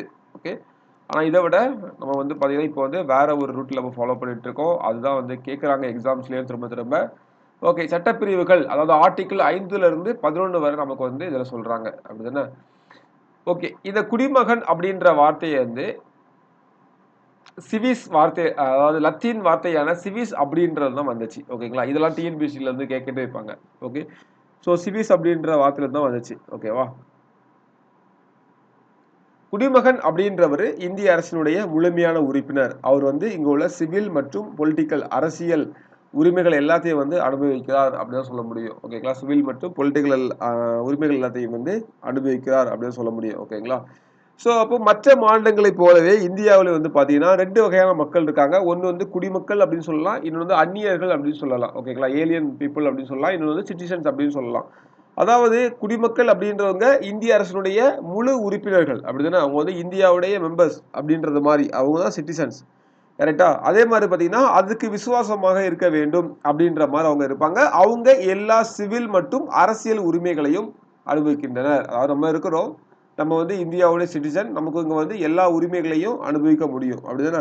நம்ம இந்த நாட்டினுடைய ஒரு மெம்பர், ஒரு உறுப்பினர் அப்படின்றது மாரி. ஓகேங்களா? ஸோ அதான் வந்து பார்த்தீங்கன்னா, நமக்கு வந்து அ சிட்டிசன் அப்படின்றது. இதே மாரி இன்னொன்னு யார் இருக்காங்க? ஏலியன்ஸ். ஏலியன்ஸ் சொல்றது வந்து பார்த்தீங்கன்னா, அந்நியர்கள். ஓகேங்களா? சிட்டிசன் அல்லாதவர்கள். இவங்க வந்து பார்த்தீங்கன்னா, குடிமக்கள் போல இவங்க எந்த ஒரு சிவில் மற்றும் பொலிட்டிக்கல் அ உரிமைகளையும் அனுபவிப்பது இல்லை. ஓகேங்களா? ஸோ இதுலயும் 2 டைப் இருக்காங்க. ஒண்ணு வந்து பார்த்தீங்கன்னா, நட்பு நாட்டினர். இன்னொன்னு வந்து பார்த்தீங்கன்னா, எதிரி நாட்டினர். ஓகே. ஓகே. இங்க பாருங்க, ஒரு நாட்டில் வசிக்கும் அனைத்து அந்நிய குடிமக்கள் தான் அந்நியர்கள். ஓகேங்களா? ஸோ இந்திய குடியுரிமை இல்லாம இந்தியால வசிக்கிறவங்க. ஒண்ணு வந்து பார்த்தீங்கன்னா, நட்பு அந்நியர். இன்னொன்னு வந்து எதிரி அந்நியர். அதாவது இந்தியர்கள் கூட நல்ல ஒரு ரிலேஷன்ஷிப்ல இருக்கக்கூடிய, நல்லுறவு கொண்ட நாடுகள்ல இருக்கக்கூடிய அவங்க வந்து பார்த்தீங்கன்னா, நட்பு எதிரிகள் அப்படின்னு சொல்லுவாங்க. ஓகேங்களா? இப்ப ரஷ்யா வந்தாங்க அப்படின்னா நட்பு சாரி எதிரிகள் சொல்றேன். நட்பு ஏலியன்ஸ். ஓகேங்களா? ஸோ அதாவது ஃப்ரெண்ட்லி ஏலியன்ஸ் அப்படின்னு சொல்லுவாங்க. ஓகே. நட்பு அந்நியர்கள். அதே மாரி இப்ப பாகிஸ்தான் வந்து நமக்கு வந்து யாரு? அவங்க வந்து எதிரி அந்நியர்கள் அப்படின்ற மாரி. ஒரு எக்ஸாம்பிளுக்காக சொல்றேன். ஓகேங்களா? ஸோ வந்து பார்த்தீங்கன்னா, இதான் வந்து ஏலியன்ஸ்ல 2 டைப் அப்படின்னு சொல்லலாம். ஓகேவா? 1. அப்போ வந்து பார்த்தீங்கன்னா, நமக்கு வந்து ஜெனரலா 2ஆ பிரிச்சுக்கலாம். ஒண்ணு வந்து என்னது? சிட்டிசன். இன்னொன்னு யாரு? ஏலியன்ஸ் அப்படிதானே? ஏலியன்ஸே 2ஆ பிரிக்கலாம். அதாவது அந்நியர்களே 2ஆ பிரிக்கலாம். ஒண்ணு வந்து நட்பு நாட்டு அந்நியர்கள். இன்னொன்னு வந்து பார்த்தீங்கன்னா, எதிரி நாட்டு அந்நியர்கள். ஓகேங்களா? ஸோ நட்பு நாட்டு அந்நியர்கள்லாம் நமக்கு வந்து பிரச்சனை இல்ல. எதிரி நாட்டு அந்நியர்கள் நமக்கு வந்து எப்பனாலும் பிரச்சனைகள் வந்து வர்றதுக்கான வாய்ப்புகள் இருக்கு அப்படின்னா, அவங்க மூலமா ஏதாவது பண்ணலாம் அப்படின்ற மாரி. ஓகே. ஸோ இப்போ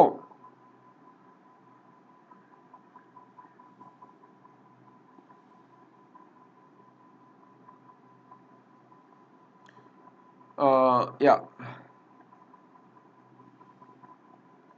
அதே மாதிரி இதுல இன்னொரு கான்செப்ட் பாருங்க, குடியேறியவர்கள். இது வந்து பாத்தீங்கன்னா ஒரு குறிப்பிட்ட நாட்டுல கட்டுப்பாடுகள் இல்லாம நிரந்தரமா வசிக்கவும் வேலை செய்யவும் உரிமை வழங்கப்பட்ட அந்நியர்கள். ஓகேங்களா?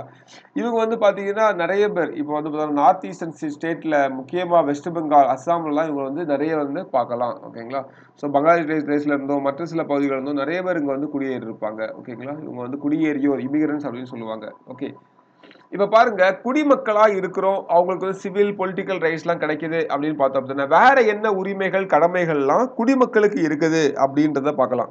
ஸோ ஃபர்ஸ்ட் பாருங்க, அடிப்படை உரிமைகள் சட்டப்பிரிவு 15, 16, 19, 29, 30. இது நம்ம பின்னாடி பார்ப்போம். ஜஸ்ட் இப்போ ஞாபகம் வச்சுக்கோங்க, மனப்பாடம் கூட பண்ணிக்கோங்க, முக்கியமானது. 15, 16, 19, 19, 29, அப்புறம் 30. ஓகேங்களா? ஸோ இது என்ன அப்படின்னு பார்த்தீங்கன்னா, இதுல வந்து குடிமக்களுக்கு மட்டுமே உள்ள உரிமைகள் இது. இந்த 5 வந்து பார்த்தீங்கன்னா குடிமக்களுக்கு மட்டுமே உள்ள உரிமைகள். அதே மாதிரி ஓட்டு போடுறது ஆர்டிகிள் 326ல வந்து சொல்லுது, லோக்சபா மற்றும் மாநில சட்டமன்றங்களுக்கான தேர்தல்களில் வாக்களிக்கூட உரிமை. இது வந்து பார்த்தீங்கன்னா அந்நியர்கள் வாக்களிக்க முடியுமா? முடியாது. அப்படிதானே? ஸோ இதுவும் குடிமக்களுக்கு மட்டுமே உரித்தான உரிமை அப்படின்றது. அடுத்து பாருங்க, சில பொது பதவிகளை வகிக்கும் உரிமை. ஓகேங்களா? இப்ப இந்தியாவுடைய குடியரசுத் தலைவர் யார் தான் ஆக முடியும்? ஒரு இந்தியரால தான் ஆக முடியும். அப்படித்தானே? ஸோ அதாவது பார்த்தீங்கன்னா சில பொது பகுதிகளை வகிக்கக்கூடிய உரிமை. அதே மாதிரி நாடாளுமன்றம், மாநில சட்டமன்றங்களில் உறுப்பினராகும் உரிமை. இதுவும் அதே மாதிரி தான். ஸோ உயர் பொது பதவிகளுக்கான தகுதி, ஜனாதிபதி ஆகணும், துணை ஜனாதிபதி ஆகணும், ஆளுநர்கள், நீதிபதிகள், அட்டார்னி ஜெனரல், ஸோ எல்லாமே வந்து பார்த்தீங்கன்னா அதே மாதிரி தான். ஸோ இந்திய குடியுரிமை பெற்றவர்களுக்கே உள்ள ஒரு சில உரிமைகள் இல்ல கடமைகள் அப்படின்ற மாதிரி. அடுத்தது பாருங்க, நமக்கு வந்து ஓகே அதே மாதிரி பார்த்தீங்கன்னா ஃபண்டமெண்டல் டியூட்டிஸ் கடமைகள். அதாவது 42வது சட்ட திருத்தத்தில் இந்தியாவுடைய அனைத்து குடிமக்களுக்கும் அடிப்படை கடமைகள் வந்து விதிக்கப்பட்டிருக்குது. ஓகேங்களா? ஸோ நமக்கு வந்து அடிப்படை கடமைகள் ஆல்ரெடி பார்த்தோம். பார்ட் 4A வந்து சொல்லுவாங்க. ஆர்டிகிள் 51A நமக்கு வந்து சொல்லியிருக்கோம். அப்படின்னு எப்போ வந்து கொண்டு வந்தாங்க? 42வது சட்ட திருத்தத்தின் மூலமா கொண்டு வந்தாங்க. யாருடைய எந்த கமிட்டியோட பரிந்துரை பேர்ல? சரண் சிங் கமிட்டியோட பரிந்துரை பேர்ல இல்லைங்களா? ஸோ அதுவும் வந்து முக்கியமானது. இப்போ பாருங்க, இதுல வந்து என்ன ஒரு விஷயம் அப்படின்னா, அப்ப இது எல்லாமே நமக்கு வந்து இவங்களுடைய உரிமைகள் மற்றும் கடமைகளா இருக்குது. யாரு? குடிமக்களுடைய.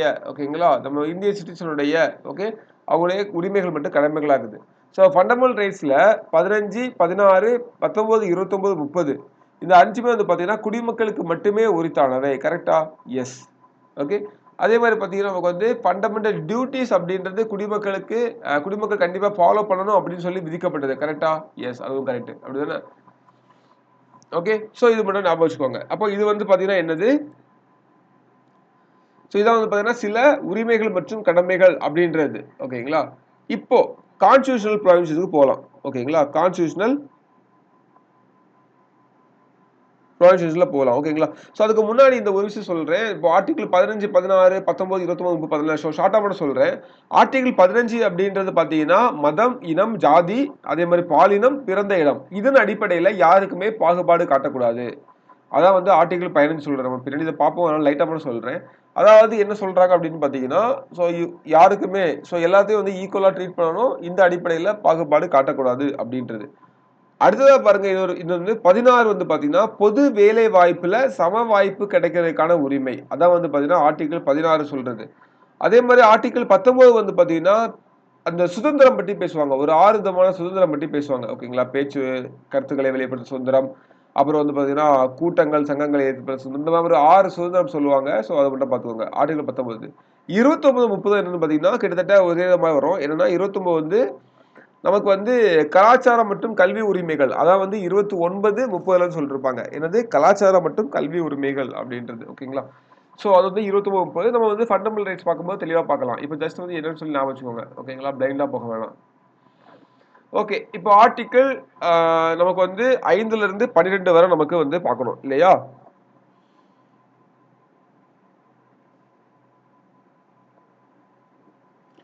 அரசியலமைப்புடைய பகுதி 2ல ஆர்டிகிள் 5 முதல் 11 வரை நமக்கு வந்து குடியுரிமையை எப்படி கையாளுறது அப்படின்னு சொல்லி பேசுது. ஸோ இது சம்பந்தமாட்டு நிரந்தர அல்லது ஒரு விரிவான விதிமுறைகள்லாம் எதுவுமே கிடையாது. தொடக்கத்துல ஜனவரி 26, 1950 சொல்றேன். தொடக்கத்துல வந்து பாத்தீங்கன்னா இந்தியாவுடைய குடிமக்களாக மாறிய நபர்கள் மட்டுமே அப்படின்னு சொல்லிட்டு இதை வந்து அடையாளம் காட்டுது. ஓகேங்களா? ஸோ வந்து யார் குடிமக்கள் அப்படின்னா, ஸோ அப்படி ஒரு அடையாளத்தை நமக்கு வந்து காட்டுது. அதாவது இந்தியாவுடைய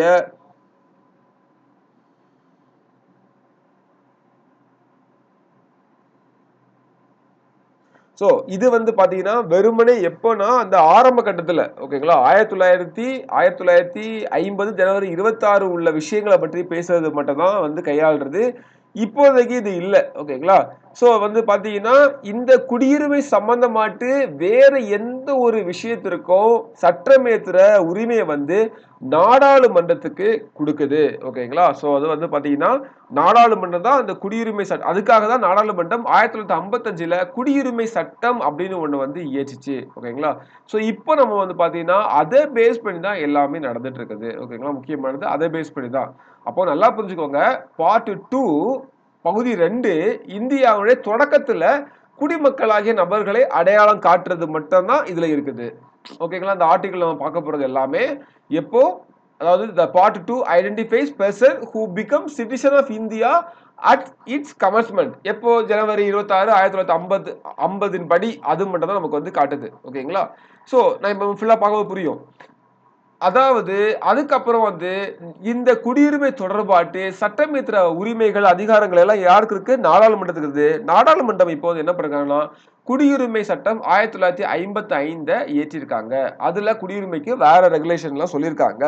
அதன்படி பாத்தீங்கன்னா இந்த இதுவே ஒரு கொஸ்டின் கேட்டிருந்தாங்க. இந்த குடியுரிமை சட்டம் வந்து பாத்தீங்கன்னா குடியுரிமை திருத்த சட்டம் ஓகேங்களா அமெண்ட்மெண்ட் ஆக்ட் வந்து சோ 1955ல உருவாக்கப்பட்டது. 9 முறை இதுவரை திருத்தப்பட்டிருக்குது. 2019 வரை 9 முறை இது வந்து திருத்தப்பட்டிருக்குது. அதையும் நம்ம வந்து ஞாபகம் வச்சுக்கணும் ஓகேங்களா.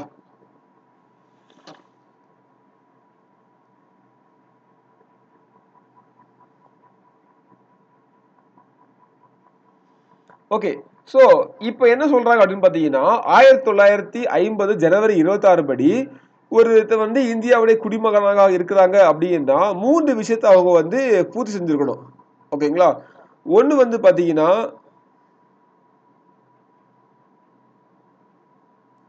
ஓகே. சோ ஒண்ணு வந்து என்ன சொல்றாங்க அப்படின்னு பாத்தீங்கன்னா இந்தியாவுல பிறந்திருக்கணும் அல்லது அவங்களுடைய பெற்றோர்கள்ல யாராவது இந்தியாவுல பிறந்திருக்கணும் இல்ல அரசியலமைப்பு சட்டம் தொடங்கப்படுவதற்கு முன்பே 5 ஆண்டுகள்ல இந்தியாவுல சும்மா வாழ்ந்திருக்கணும் அப்படின்னு சொல்றாங்க ஓகேங்களா. இதுதான் வந்து பாத்தீங்கன்னா நமக்கு வந்து கொஞ்சம் தெளிவாக இருக்கும். ஆர்டிகல் 5ல சொல்லிருப்பாங்க ஓகேங்களா. சோ நான் இப்ப சொல்ல போற ஆர்டிகல் 5 6 7 8 9 10 இது எல்லாமே நமக்கு வந்து பாத்தீங்கன்னா இது எல்லாமே வந்துன்னா 1950 வரை உள்ள கதைகள் ஓகேங்களா. இது வந்து கான்ஸ்டிடியூஷன் எழுதும்போது என்ன அப்படின்றதான் வந்து இதுல சொல்லுது ஓகேங்களா. ஆனா இப்ப குடியுரிமைக்கு வந்து பாத்தீங்கன்னா சட்டங்கள் எல்லாம் வேற மாதிரி இருக்குது ஓகேங்களா. இப்ப குடியுரிமைக்கு சட்டங்கள் எல்லாமே வந்து பாத்தீங்கன்னா வேற மாதிரி இருக்குது. அது வேற அதை நம்ம பார்க்கலாம். சோ நான் இப்ப பார்க்க போறது எல்லாமே நான் அதான் இந்த பாயிண்ட் சொன்னேன். இந்த பாயிண்ட் வந்து அதான் சொல்லுது. இதுல வந்து ஃபர்ஸ்ட் பாயிண்ட் பாருங்க.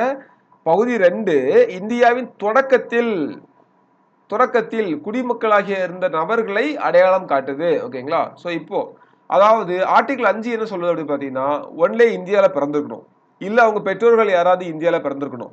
அப்படி இல்லைன்னா அந்த ஸ்டார்டிங்ல இந்திய அரசியலமைப்பு சட்டம் தொடங்கப்படுவதற்கு 5 வருஷத்துக்கு முன்னாடி இருந்து அவங்க இந்தியாவுல சும்மாவாது வாழ்ந்து வந்திருக்கணும். அப்படி இருந்தா அவங்க வந்து இந்திய குடிமகன் ஆயிக்கலாம் அப்படின்னு சொல்றாங்க ஓகேங்களா. இதுதான் ஆர்டிகல் 5 ஓகே. சோ அப்போ இந்தியாவுல பிறந்திருக்கணும் பெற்றோர்கள்ல யாராவது ஒருத்தர் இந்தியாவில் இருக்கணும் அப்படி இல்லைன்னா நமக்கு வந்து 5 ஆண்டுகள் இந்தியால வசிச்சிருக்கணும் ஓகேங்களா. இது ஒண்ணு. அடுத்து பாருங்க ஆர்டிகல் 6 என்ன சொல்லுது பாகிஸ்தானிலிருந்து வந்தவர்களின் குடியுரிமை சிம்பிளா ஓகேங்களா. பாகிஸ்தானிலிருந்து வந்தவர்களுடைய குடியுரிமை. சோ பாகிஸ்தான்ல இருந்து இந்தியாவுக்கு வந்தவங்க இது என்ன கண்டம் அப்படின்னு பாத்தீங்கன்னா பாகிஸ்தான்ல இருந்து இந்தியாவுக்கு குடிபெயர்ந்த ஒருத்தர் ஓகே. அப்படி இல்லைன்னா அவரா இருக்கலாம் இல்ல அவருடைய தாத்தா பாட்டிகள்ல யாரோ ஒருத்தங்க பிரிக்கப்படாத இந்தியாவில பிறந்திருக்கணும் ஓகே. பார்ட்டிஷனுக்கு முன்னால அவங்க இந்தியாவில் இருந்திருக்கணும். அதாவது இப்போ இருக்கிற பங்களாதேஷ் பாகிஸ்தான் எல்லாமே இந்தியா தானே. ஸோ அங்கே அந்த டைம்ல நமக்கு வந்து பார்த்தீங்கன்னா இந்தியாவில் இருந்திருக்கணும் ஓகே. ஸோ அப்படி இருந்திருந்தாங்க அப்படின்னா ஓகே அவங்க வந்து குடிமகன் கிடைக்கும். அதே மாதிரி அவங்க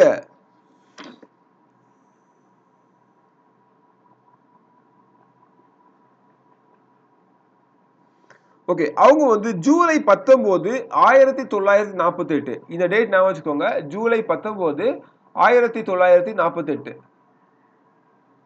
ஓகேங்களா? ஸோ ஜூலை 19 1948 அல்லது அதற்கு பிறகு அவங்க வந்து இந்தியாவுக்கு குடிபெயர்ந்திருந்தா அவங்க வந்து இந்தியாவுடைய குடிமகனா வந்து பதிவு செய்யப்பட்டிருப்பாங்க. ஓகேங்களா? ஸோ அதே மாதிரி பார்த்தீங்கன்னா அவங்க பதிவு செய்யப்பட்டது ஓகே ஆகணும் அப்படின்னா 6 மாத காலங்கள் இந்தியாவில் இருக்கணும் அப்படின்றதும் முக்கியமானது. ஓகேங்களா? அப்போ பாகிஸ்தான்ல இருந்து இந்தியாவுக்கு குடிபெயர்ந்தவர்கள் எப்பன்னா அது டேட் வந்து ஃபிக்ஸ் பண்ணிருக்காங்க.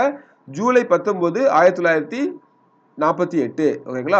அப்போ ஜூலை 19 1948 அல்லது அதுக்கு பிறகு அவங்க இந்தியாவிற்கு வந்திருந்தாங்கன்னா, எங்க இருந்து பாகிஸ்தான்ல இருந்து இந்தியாவுக்கு வந்திருந்தாங்கன்னா, அவங்க வந்து பாத்தீங்கன்னா இந்திய குடிமகனா வந்து ஏற்றுக்கொள்ளப்படுவாங்க அப்படின்னு சொன்னாங்க. ஓகேங்களா?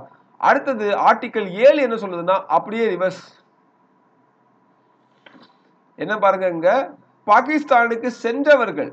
ஓகேங்களா? இது என்ன கதை அப்படின்னு பாத்தீங்கன்னா மார்ச் 1 1947க்கு அப்புறமா இந்தியாவிலிருந்து யாராவது பாகிஸ்தானுக்கு குடிபெயர்ந்திருந்தாங்க. ஓகே, சோ ஆனா மறுபடியும் அவங்க வந்து இந்தியாவுக்கு நாங்க வரேன் அப்படின்னு சொல்லி விரும்பினால் ஓகேவா, அவங்களும் வந்து பாத்தீங்கன்னா இந்திய குடிமகனா மாறலாம். ஓகேவா, புரியுதா இது என்ன சொல்றேன்னு சொல்லிட்டு. சோ ஒருத்தங்க 1947 மார்ச் 1க்கு முன்னால பாகிஸ்தான்ல இருக்கிறாங்க. ஓகேங்களா, ஒருவேளை அவங்க வந்து பாத்தீங்கன்னா இப்போ அதுவரை இந்தியாவில் இருந்தவங்க 1947 மார்ச் 1ல தான் பாகிஸ்தானுக்கு குடிபெயர்ந்திருக்காங்க அப்படின்றப்ப அவங்க இப்ப இந்தியாவுக்கு வர விரும்பினா கூட வரலாம். ஓகேங்களா, மத்தவங்க அதுக்கப்புறம் போனவங்க கணக்கில் கிடையாது. அந்த 1947 இது மார்ச் 1க்கு முன்னாடி வர மட்டும்தான். ஓகேங்களா, இந்த டேட்டையும் முக்கியமா நான் வச்சுக்கோங்க. ஓகே,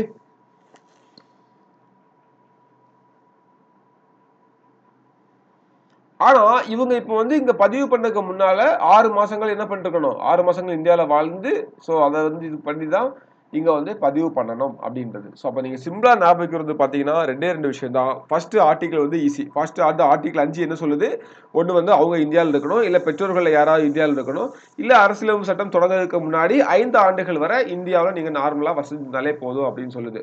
அதே மாதிரி ஆர்டிகல் 6 என்ன சொல்லுது அப்படின்னு பாத்தீங்கன்னா இந்தியாவிலிருந்து பாகிஸ்தானுக்கு போனவங்க எப்ப பாகிஸ்தான்ல இருந்து இந்தியாவுக்கு வந்தவங்க ஆர்டிகல் 6 இது வந்து பாத்தீங்கன்னா ஜூலை 19 1948 வரை நமக்கு வந்து பாகிஸ்தான்ல இருந்து இங்க வந்தாங்களா அப்படின்னா அவங்களுக்கு குடியுரிமை கொடுக்கிறது. ஓகேங்களா, சோ அடுத்தது பாகிஸ்தானுக்கு சென்றவர்கள் 1947 மார்ச் 1க்கு முன்னாடி யாராவது வந்து பாகிஸ்தான் போயிருந்தாங்களா அப்படின்னாலும் அவங்களுக்கு ஓகே தான் கொடுத்துரு அப்படின்னு சொல்றது. ஓகேங்களா, சோ அதுக்கப்புறம் வந்து பாத்தீங்கன்னா ஆர்டிகல் 8 வந்து பாருங்க, வெளிநாட்டில் இந்திய வம்சாவளியினர், அதாவது பிரிக்கப்படாத இந்தியாவில் பிறந்த ஒருத்தராகணும். அதாவது பிரிக்கப்படாத இந்தியா தான் முன்னாடி பாகிஸ்தான், இந்தியா, பங்களாதேஷ் எல்லாமே சேர்ந்து ஒண்ணு. அந்த பிரிக்கப்படாத இந்தியாவில் பிறந்த யாருடைய பெற்றோரோ அல்லது தாத்தா பாட்டிகளோ ஓகே, ஸோ அவங்கள ஒருவர் வந்து சாதாரணமா இந்தியாவுக்கு வெளியே வசிக்கின்ற ஒருவர். ஓகேவா, ஸோ அவங்க இந்தியாவுடைய தூதரகத்துல பதிவு பண்ணியிருந்தாங்க அப்படின்னா அவங்களும் இந்திய குடிமகனாக ஆவாங்க. ஓகே, ஸோ அப்போ பிரிக்கப்படாத இந்தியாவில் பிறந்தவர்கள் வெளிநாடுகளில் வசிப்பவர்கள். ஓகேங்களா, ஸோ பிரிக்கப்படாத அவங்க பிறந்தது எல்லாம் பான் பிராட்டப்லாம் இந்தியா தான். அதாவது பிரிக்கப்படாத இந்தியாவில் அவங்க வந்து பிறந்திருப்பாங்க, இப்போ வந்து வெளிநாட்டில் வசிக்கிறாங்க. ஆனா அவங்க தூதரகத்துல பதிவு பண்ணியிருந்தாங்க அப்படின்னா அவங்களும் இந்திய குடிமக்கள் தான். ஓகேங்களா, ஸோ அப்போ வந்து 4 கான்செப்ட் தான். ஓகேங்களா, 4 கான்செப்ட் தான் கான்ஸ்டியூஷன்ல எழுதுற டைம்ல நமக்கு இருந்தது. ஒன்று வந்து அவங்க வந்து இந்திய குடிமகனா இந்தியால பிறந்து வாழ்ந்துக்கணும். ஐயா அவங்களோட அவங்க அம்மா அப்பாவோ யாராச்சும் இருந்திருக்கணும். கூடவே வந்து பாத்தீங்கன்னா ஒரு 5 காலத்துக்கு முன்னாடி வரை நார்மலா இங்கதான் வாழ்ந்துட்டு இருக்காங்க. எப்போ குடியரசு அந்த அரசியலமைப்பு சட்டம் அமலுக்கு வர்றதுக்கு அந்த 5 வருடத்துக்கு முன்னாடி வரை இங்க நார்மலா வாழ்ந்துட்டு இருக்காங்க அப்படின்னா அவங்களுக்கு வந்து என்ன கொடுத்துக்கலாம், குடியுரிமை கொடுத்துக்கலாம் அப்படின்றது. அதே மாதிரி பாகிஸ்தான்ல இருந்து இந்தியாவுக்கு வந்து குடிபெயர்ந்தவங்க 1948 ஜூலை 19க்கு அப்புறம் வந்து பாகிஸ்தான்ல இருந்து இந்தியாவுக்கு குடிபெயர்ந்தாங்க அப்படின்னா அவங்களுக்கு கொடுத்துக்கலாம். 1947 மார்ச் 1 அது வரை நமக்கு வந்து பாத்தீங்கன்னா என்னது மார்ச் 1 அந்த டேட் வர பாகிஸ்தானுக்கு யாராச்சும் போயிருந்தாங்க அப்படின்னா அவங்களுக்கும் நம்ம வந்து குடியுரிமை கொடுத்துக்கலாம் அப்படின்றது 7. அதே மாதிரி வெளிநாட்டவருடைய கதை 8. ஓகேங்களா, ஸோ இது 4 தான். ஓகேங்களா, ஸோ இந்தியாவில் இருக்கிறவங்க Pakistan to India, India to Pakistan, வெளிநாட்டவங்க அவ்வளோதான். ஞாபகம் வச்சுக்கோங்க, அந்த ஒரு டேட் மட்டும் ஞாபகம் வச்சுக்கோங்க. இப்போ ஆர்டிகல் 9 என்ன சொல்லுது அப்படின்னு பாத்தீங்கன்னா அந்த குடியுரிமையை இழக்கிறதுக்கு என்னது, ஸோ ஆர்டிகல் 9 வந்து பார்த்தீங்கன்னா, ஸோ ஃபர்ஸ்ட் நம்ம பார்த்த நான் வந்து குடியுரிமையை பெறுவதற்கானது. அடுத்து இவன் பார்க்க போறது வந்து குடியுரிமை இழக்கிறதுக்காக. ஒருத்தர் வந்து தானா வந்து இந்திய குடியுரிமையை வந்து இழக்கலாம். ஓகேங்களா? ஸோ அதாவது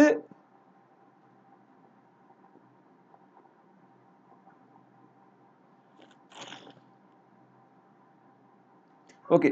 அவங்க வந்து பார்த்தீங்கன்னா, ஒருத்தர் தானாவே வெளிநாட்டு குடியுரிமையை பெற்றுட்டாங்க அப்படின்னு வச்சுக்கோங்களேன். இப்போ வந்து எங்கேயோ துபாய் அல்லது யுஏஇ எங்கேயோ போறாங்க. அங்க போயிட்டு அங்குள்ள குடியுரிமையை வாங்கிட்டாங்க அப்படின்னா, நம்மளுடைய இந்திய குடியுரிமை ஆட்டோமேட்டிக்கா கேன்சல் ஆயிரும். ஓகேங்களா?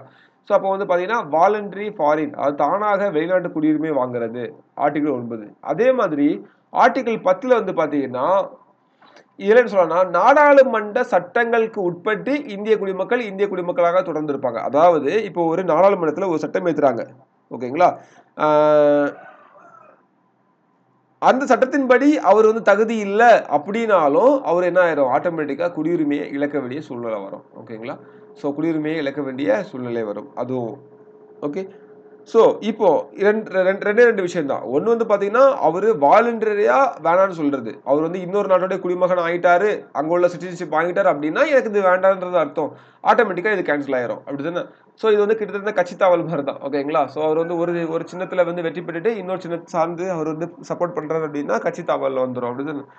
ஸோ, அந்த கட்சிக்கு போறாங்க அப்டின்னா, கட்சி தாவல் வந்துரும். இல்லையா? ஸோ, அது மாரி தான் இதுவும். ஓகேவா? ஸோ, அடுத்து வந்து பார்த்தீங்கன்னா ஆர்டிகல் 11 என்ன சொல்லுதுன்னா, இதுதான் ஒரு ரொம்ப ரொம்ப முக்கியமான ஆர்டிகல். குடியுரிமை பெறுதல் மற்றும் நிறுத்துதல் குறித்த எந்த ஏற்பாடுகளையும் செய்யும் முழு அதிகாரம் நாடாளுமன்றத்திற்கு உண்டு. ஓகே. ஆர்டிகல் 11 ரொம்ப ரொம்ப ரொம்ப முக்கியமான ஒரு ஆர்டிகல். ஆர்டிகல் 11 வந்து ரொம்ப ரொம்ப முக்கியமான ஒரு ஆர்டிகல். ஓகேங்களா? ஸோ என்ன சொல்றாங்க? இந்த குடியுரிமை பெறுதல் மற்றும் நிறுத்துதல் குறித்த எந்த ஏற்பாடுகளையும் செய்யும் முழு அதிகாரம் நாடாளுமன்றத்திற்கு உண்டு அப்படின்றது. ஓகேங்களா? ஸோ இது வந்து ரொம்ப ரொம்ப முக்கியமானது. இதை நீங்க பார்த்துக்கணும். ஓகேவா? ஸோ இப்ப சிம்பிளா சொல்லுங்க. ஆர்டிகிள் 5 என்ன? இந்தியாவிலே நார்மலா இருக்கவங்களுக்கான குடியுரிமை பற்றி பேசுது. அப்படிதானே? ஆர்டிகிள் 6 என்ன?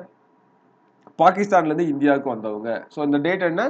அந்த டேட் நமக்கு வந்து பார்த்தீங்கன்னா, ஜூலை 19, 1948 அந்த டேட்டுக்குள்ள நமக்கு வந்து பாகிஸ்தான்ல இருந்து இந்தியாவுக்கு வந்திருந்தாங்க. ஸோ அந்த அந்த டேட்டுக்கு அப்புறம் அந்த டேட்டுக்கு அப்புறம் அந்த ஆ, ஜூலை 19, 1948க்கு அப்புறமா பாகிஸ்தான்ல இருந்து யாராவது இந்தியாவுக்கு வந்திருந்தாங்க அப்படின்னா, அவங்களுக்கு ஓகே. இங்க வந்து ஒரு 6 மாசம் இருந்துட்டு அவங்க விண்ணப்பிச்சாங்க அப்படின்னா கிடைச்சிரும். அதே மாதிரி இங்க இருந்து பாகிஸ்தானுக்கு போடுவாங்க. எப்ப மார்ச் 1, 1947 வரை இங்க இருந்து பாகிஸ்தானுக்கு போயிருந்தாங்க அப்படின்னாலும் அவங்கள வந்து நம்ம சேர்த்துக்கலாம் அப்படின்ற மாதிரி. ஓகேவா? ஸோ அடுத்து வந்து பார்த்தீங்கன்னா நமக்கு வந்து ஆர்டிக்கிள் 8 ஆர்டிகிள் 8 என்ன சொல்லுது அப்படின்னு பார்த்தீங்கன்னா, ஜஸ்ட் வெளிநாட்டவர்களுடைய குடியுரிமை. ஓகேங்களா? வெளிநாட்டுல இருக்காங்க அப்படின்னா, அவங்க வந்து இந்திய வம்சாவளி பிரிக்கப்படாத இந்தியாவில பிறந்திருக்காங்க அப்படின்னா, அவங்க அங்க தூதரகத்துல பதிவு பண்ணது மூலமாட்டு அவங்களும் இந்த நாட்டு பிரஜையா வந்து மாறிக்கிறாங்க. அடுத்து ஆர்டிகிள் 9 பத்தி என்ன சொல்லுதுன்னா, இந்த இதெல்லாம் நீக்குறத பற்றி சொல்லுது. ஓகேங்களா? அதாவது குடியுரிமை. இப்போ வந்து ஒருத்தர் வந்து ஃபாரினுடைய குடியுரிமையை வாங்கிட்டாரு அப்படின்னாலே, இங்குள்ள குடியுரிமை போச்சு அப்படின்றது அர்த்தம். ஓகேங்களா? அடுத்து வந்து பார்த்தீங்கன்னா, இன்னொன்னு வந்துச்சுன்னா ஆர்டிகிள் 10 அது வந்து நாடாளுமன்ற சட்டங்கள் ஏதாவது கொண்டு வராங்க. ஓகேங்களா? ஸோ ஏதாவது ஒருத்தரை வந்து பார்த்தீங்கன்னா, இது வந்து இந்திய குடிமகனாக தகுதி இல்ல அப்படின்னு சொல்லி கொண்டு வராங்க. இல்ல பொதுவா ஒரு சட்டம் கொண்டு வராங்க. அதுக்கு இடையில வந்து இவங்கலாம் ஆட் ஆகல அப்படின்னா, ஆட்டோமேட்டிக்கா நமக்கு என்ன ஆகும்? கேன்சல் ஆயிரும். ஓகேங்களா? ஸோ அப்போ 11 என்ன சொல்லுது அப்படின்னு பார்த்தீங்கன்னா, நாடாளுமன்றத்துக்கு தான் முழு அதிகாரம் இருக்குது. எதுக்கு? இந்த குடியுரிமை பெறுறது, இந்த குடியுரிமை இழக்கிறது தொடர்பான சட்டதிட்டங்களை ஏற்படுத்துறதுக்கு நாடாளுமன்றத்துக்கு தான் வந்து பார்த்தீங்கன்னா என்ன இருக்குது? முழு அதிகாரம் இருக்குது அப்படின்னு சொல்றாங்க. ஓகேங்களா? ஸோ ஆர்டிகிள் 5 to 11 ஓகேவா? ஓகே வாட் இஸ் வாட் புரிஞ்சது ஜஸ்ட் அவ்வளோ போதும். ஆக்சுவலா இப்போ நமக்கு முக்கியமான விஷயமே என்ன அப்படின்னு பார்த்தீங்கன்னா, இந்த குடியுரிமை சட்டம் 1955 தான்.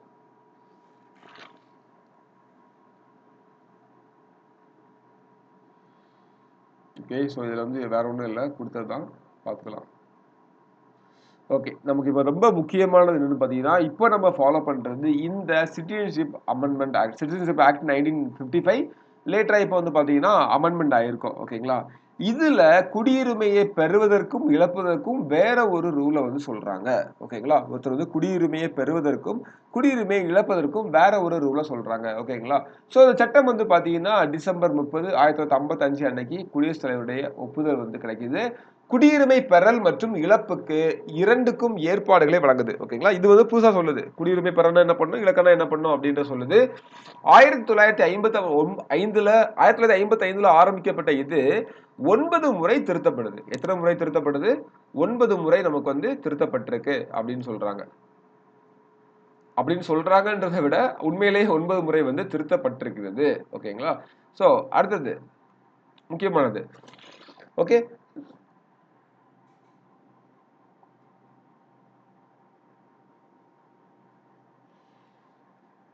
இப்போ இதுல வந்து பாத்தீங்கன்னா, இதுல என்னென்ன முறைகள்லாம் குடியுரிமை பெறலாம் அப்படின்னு சொல்லிட்டு நமக்கு ஒரு 5 வழிகள் இருக்கும். இது மட்டுமே கொஸ்டின்ல கேட்டிருக்காங்க. எத்தனை வழிகள்ல குடியுரிமை பெறலாம் அப்படின்னு சொல்லிட்டு 5 வழிகள் இருக்கும். எத்தனை வழிகள இழக்கலாம் அப்படின்னு சொல்லிட்டு இந்த சட்டத்துல சொல்லிருக்காங்கன்னா 3 வழிகள்ல. ஓகேங்களா?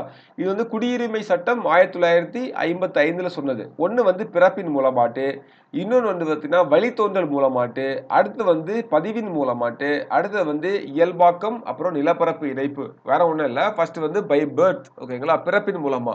அடுத்து வந்து பாத்தீங்கன்னா வழித்தோன்றல் டிசெண்ட். சோ வம்சாவளிகள் யாராவது இருந்தாங்க அப்படின்றா. ஓகேங்களா? அடுத்தது ரெஜிஸ்ட்ரேஷன் பதிவு பண்ணணும். அது என்னன்னு சொல்லி பார்க்கலாம். சாரி. ஓகே. அடுத்து வந்து பாத்தீங்கன்னா நேச்சுரலைசேஷன். இது என்னன்னு சொல்லி பார்க்கலாம். அடுத்து வந்து பாத்தீங்கன்னா by incorporation of territory. Okay. So இது வந்து இன்கார்பரேஷன் ஆஃப் டெரிட்டரி அப்படின்றதும் என்னன்னு பார்க்கலாம். சிம்பிளா சொல்ல போனா இப்போ வந்து புதுச்சேரி இருக்குது. புதுச்சேரி வந்து பார்த்தீங்கன்னா பிரெஞ்சு கண்ட்ரோல்ல இருந்துச்சு. நம்ம அதை வந்து சேர்த்துக்கிட்டோம் நம்ம கூட. ஸோ இப்படி ஒரு ஒரு ஒரு ஏரியாவை இந்தியா கூட சேர்க்கறது மூலமா அந்த மக்கள் ஆட்டோமேட்டிக்கா குடியுரிமையை வந்து கிடைச்சிருது. ஓகேங்களா? ஸோ இதான் வந்து பார்த்தீங்கன்னா பை இன்கார்பரேஷன்.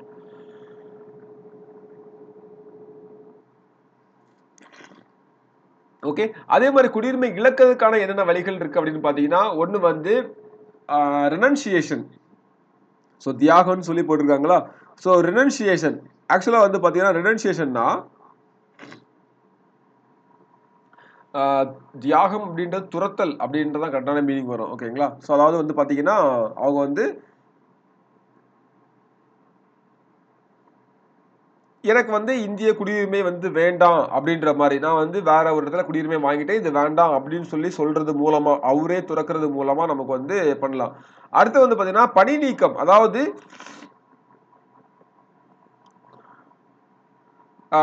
ஸோ ஃபர்ஸ்ட் வந்து பார்த்தீங்கன்னா அவர் தானாவே சொல்றது. ரெண்டாவது வந்து பார்த்தீங்கன்னா டெர்மினேட் ஆகுது. இது எப்படின்னா நமக்கு வந்து ஆர்டிகல் 8ல பார்த்தோம் இல்லையா? அது மாதிரி.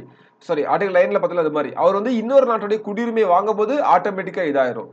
அடுத்து 3வது வந்து பறித்தல். இது வந்து பார்த்தீங்கன்னா மத்திய அரசே கட்டாயமா வந்து புடிச்சு உனக்கு வந்து குடியுரிமை இது வந்து இந்திய குடிமகன் கிடையாது அப்படின்னு சொல்லி ஸ்டாப் பண்றது. ஓகேங்களா? ஸோ இப்படி வந்து 3 விதமா நமக்கு வந்து பண்ணலாம். இதை பற்றி நம்ம வந்து விரிவா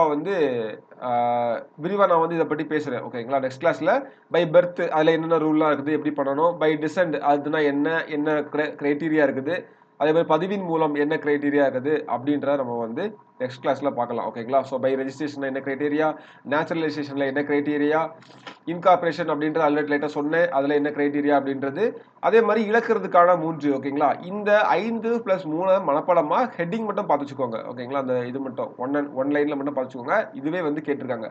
இது போக நமக்கு என்ன இருக்குன்னா சிட்டிசன்ஷிப்போட ஸ்பெஷல் ஒற்றை குடியுரிமை, அப்புறம் வந்து இந்தியாவில் வெளிநாட்டு குடியுரிமை 1, அதுக்கப்புறம் வந்து பார்த்தீங்கன்னா ஓசிஐ கார்டு ஹோல்டர் யாரு, பிஓவை யாரு அப்படின்றது, அதுக்கப்புறம் அது சம்பந்தமா வந்து பார்த்தீங்கன்னா நமக்கு வந்து என்ஆர்ஐ என்ஆர்ஐ கேள்விப்பட்டிருப்பீங்களா? நான் ரெசிடென்சியல் இந்தியன். ஓகேங்களா? ஸோ இந்தியாக்காரன் தான் நான் இந்தியாவில் இருக்க மாட்டான் அப்படின்ற மாதிரியான அவங்கள பற்றி. அதுக்கப்புறம் வந்து பார்த்தீங்கன்னா குடியுரிமை திருத்த சட்டம் லேட்டஸ்டாக வந்து 2019ல் என்ன சொல்லியிருக்காங்க அப்படின்றத பற்றி பார்க்கணும். ஓகே. அப்புறம் வந்து என்பிஆர் என்சிஆர் நம்ம வந்து பார்க்கலாம். ஓகேங்களா? ஸோ பார்த்து நம்ம வந்து கம்ப்ளீட் பண்ணலாம். ஜஸ்ட் இப்போ வந்து பார்த்தீங்கன்னா அந்த ஆர்டிக்கிள் மட்டும் படிச்சுட்டு அதே மாதிரி சாரி குடியுரிமை சட்டம் 1955ஐயும் பார்த்துருவாங்க. அதில் என்ன சொல்லியிருக்காங்க அப்படின்றது. ஸோ இங்கே இருந்து ஓகே. ஸோ நெக்ஸ்ட் கிளாஸில் இதை கொஞ்சம் டீட்டெயிலாக பார்த்துட்டு இந்த 8 பாயிண்ட்டையும் டீட்டெயிலாக பார்த்துட்டு அதுக்கப்புறமா நம்ம வந்து அடுத்த உள்ளதில் கண்டினியூ பண்ணலாம். ஓகேவா? ஸோ அது ஒரு ½ அன் ஹவரில் மீதி இருக்கிறத கம்ப்ளீட் பண்ணிடலாம். கம்ப்ளீட் பண்ணிட்டு ஃபண்டமெண்டல் டியூட்டிஸ். ஓகேங்களா? நெக்ஸ்ட் கிளாஸ் வந்து பார்த்தீங்கன்னா ஃபண்டமெண்டல் ரைட்ஸ் ஃபண்டமெண்டல் ரைட்ஸ் நம்ம வந்து ஸ்டார்ட் பண்ணிடலாம். நாளைக்கு நம்ம வந்து ஸ்டார்ட் பண்ணிடலாம். ஸோ அதிலேயே முடிஞ்ச அளவுக்கு கவர் பண்ண பார்க்கலாம். ஓகேவா? ஸோ படிச்சுட்டே இருங்க. உங்களுக்கு வந்து பார்த்தீங்கன்னா, வித்தின் ஒரு 10:00 இந்த நோட்ஸை வந்து சென்ட் பண்ணிடுறேன். ஸோ முடிஞ்சா இப்போயே உடனே பண்ணிடுவேன். அப்படி இல்லைனா அதிகபட்சம் ஒரு 10, 10:30க்குள்ள வந்து ஷேர் பண்ணிடுவேன். படிங்க. என்ன டவுட் இருந்தாலும் கேளுங்க. ஓகேங்களா? முக்கியமா ப்ரீவியஸ் இயர் கொஸ்டின் மட்டும் கலெக்ட் பண்ணிக்கோங்க. ஓகேங்களா? இதுல எல்லாமே நிறைய ப்ரீவியஸ் இயர் கொஸ்டின் பேஸ்டா நமக்கு இருக்குது. ஆனால் நீங்க வந்து ப்ரீவியஸ் இயர் கொஸ்டின் பேஸ்டா நீங்க வந்து ப்ரீவியஸ் இயர் கொஸ்டின்ஸ் வந்து கலெக்ட் பண்ணிக்கோங்க. எதெல்லாம் இருக்குன்னு பாருங்க, எதெல்லாம் இல்லன்னு பாருங்க. இல்லாததை தெரியப்படுத்துங்க, இல்ல இல்லாததை தேடி படிங்க. ஓகேங்களா? ஸோ மேக்ஸிமம் இருக்கும். ஏதாவது 1, 2 மிஸ் ஆகிருக்கலாம். ஓகேங்களா? எல்லாமே 100% அப்படின்னு சொல்ல முடியாது இல்லையா? ஸோ அதையும் வந்து தேடி பாருங்க. Okay okay. ஸோ டவுட் இருந்தால் கேட்கலாம். இல்லை அதோட முடிச்சுக்கலாம்.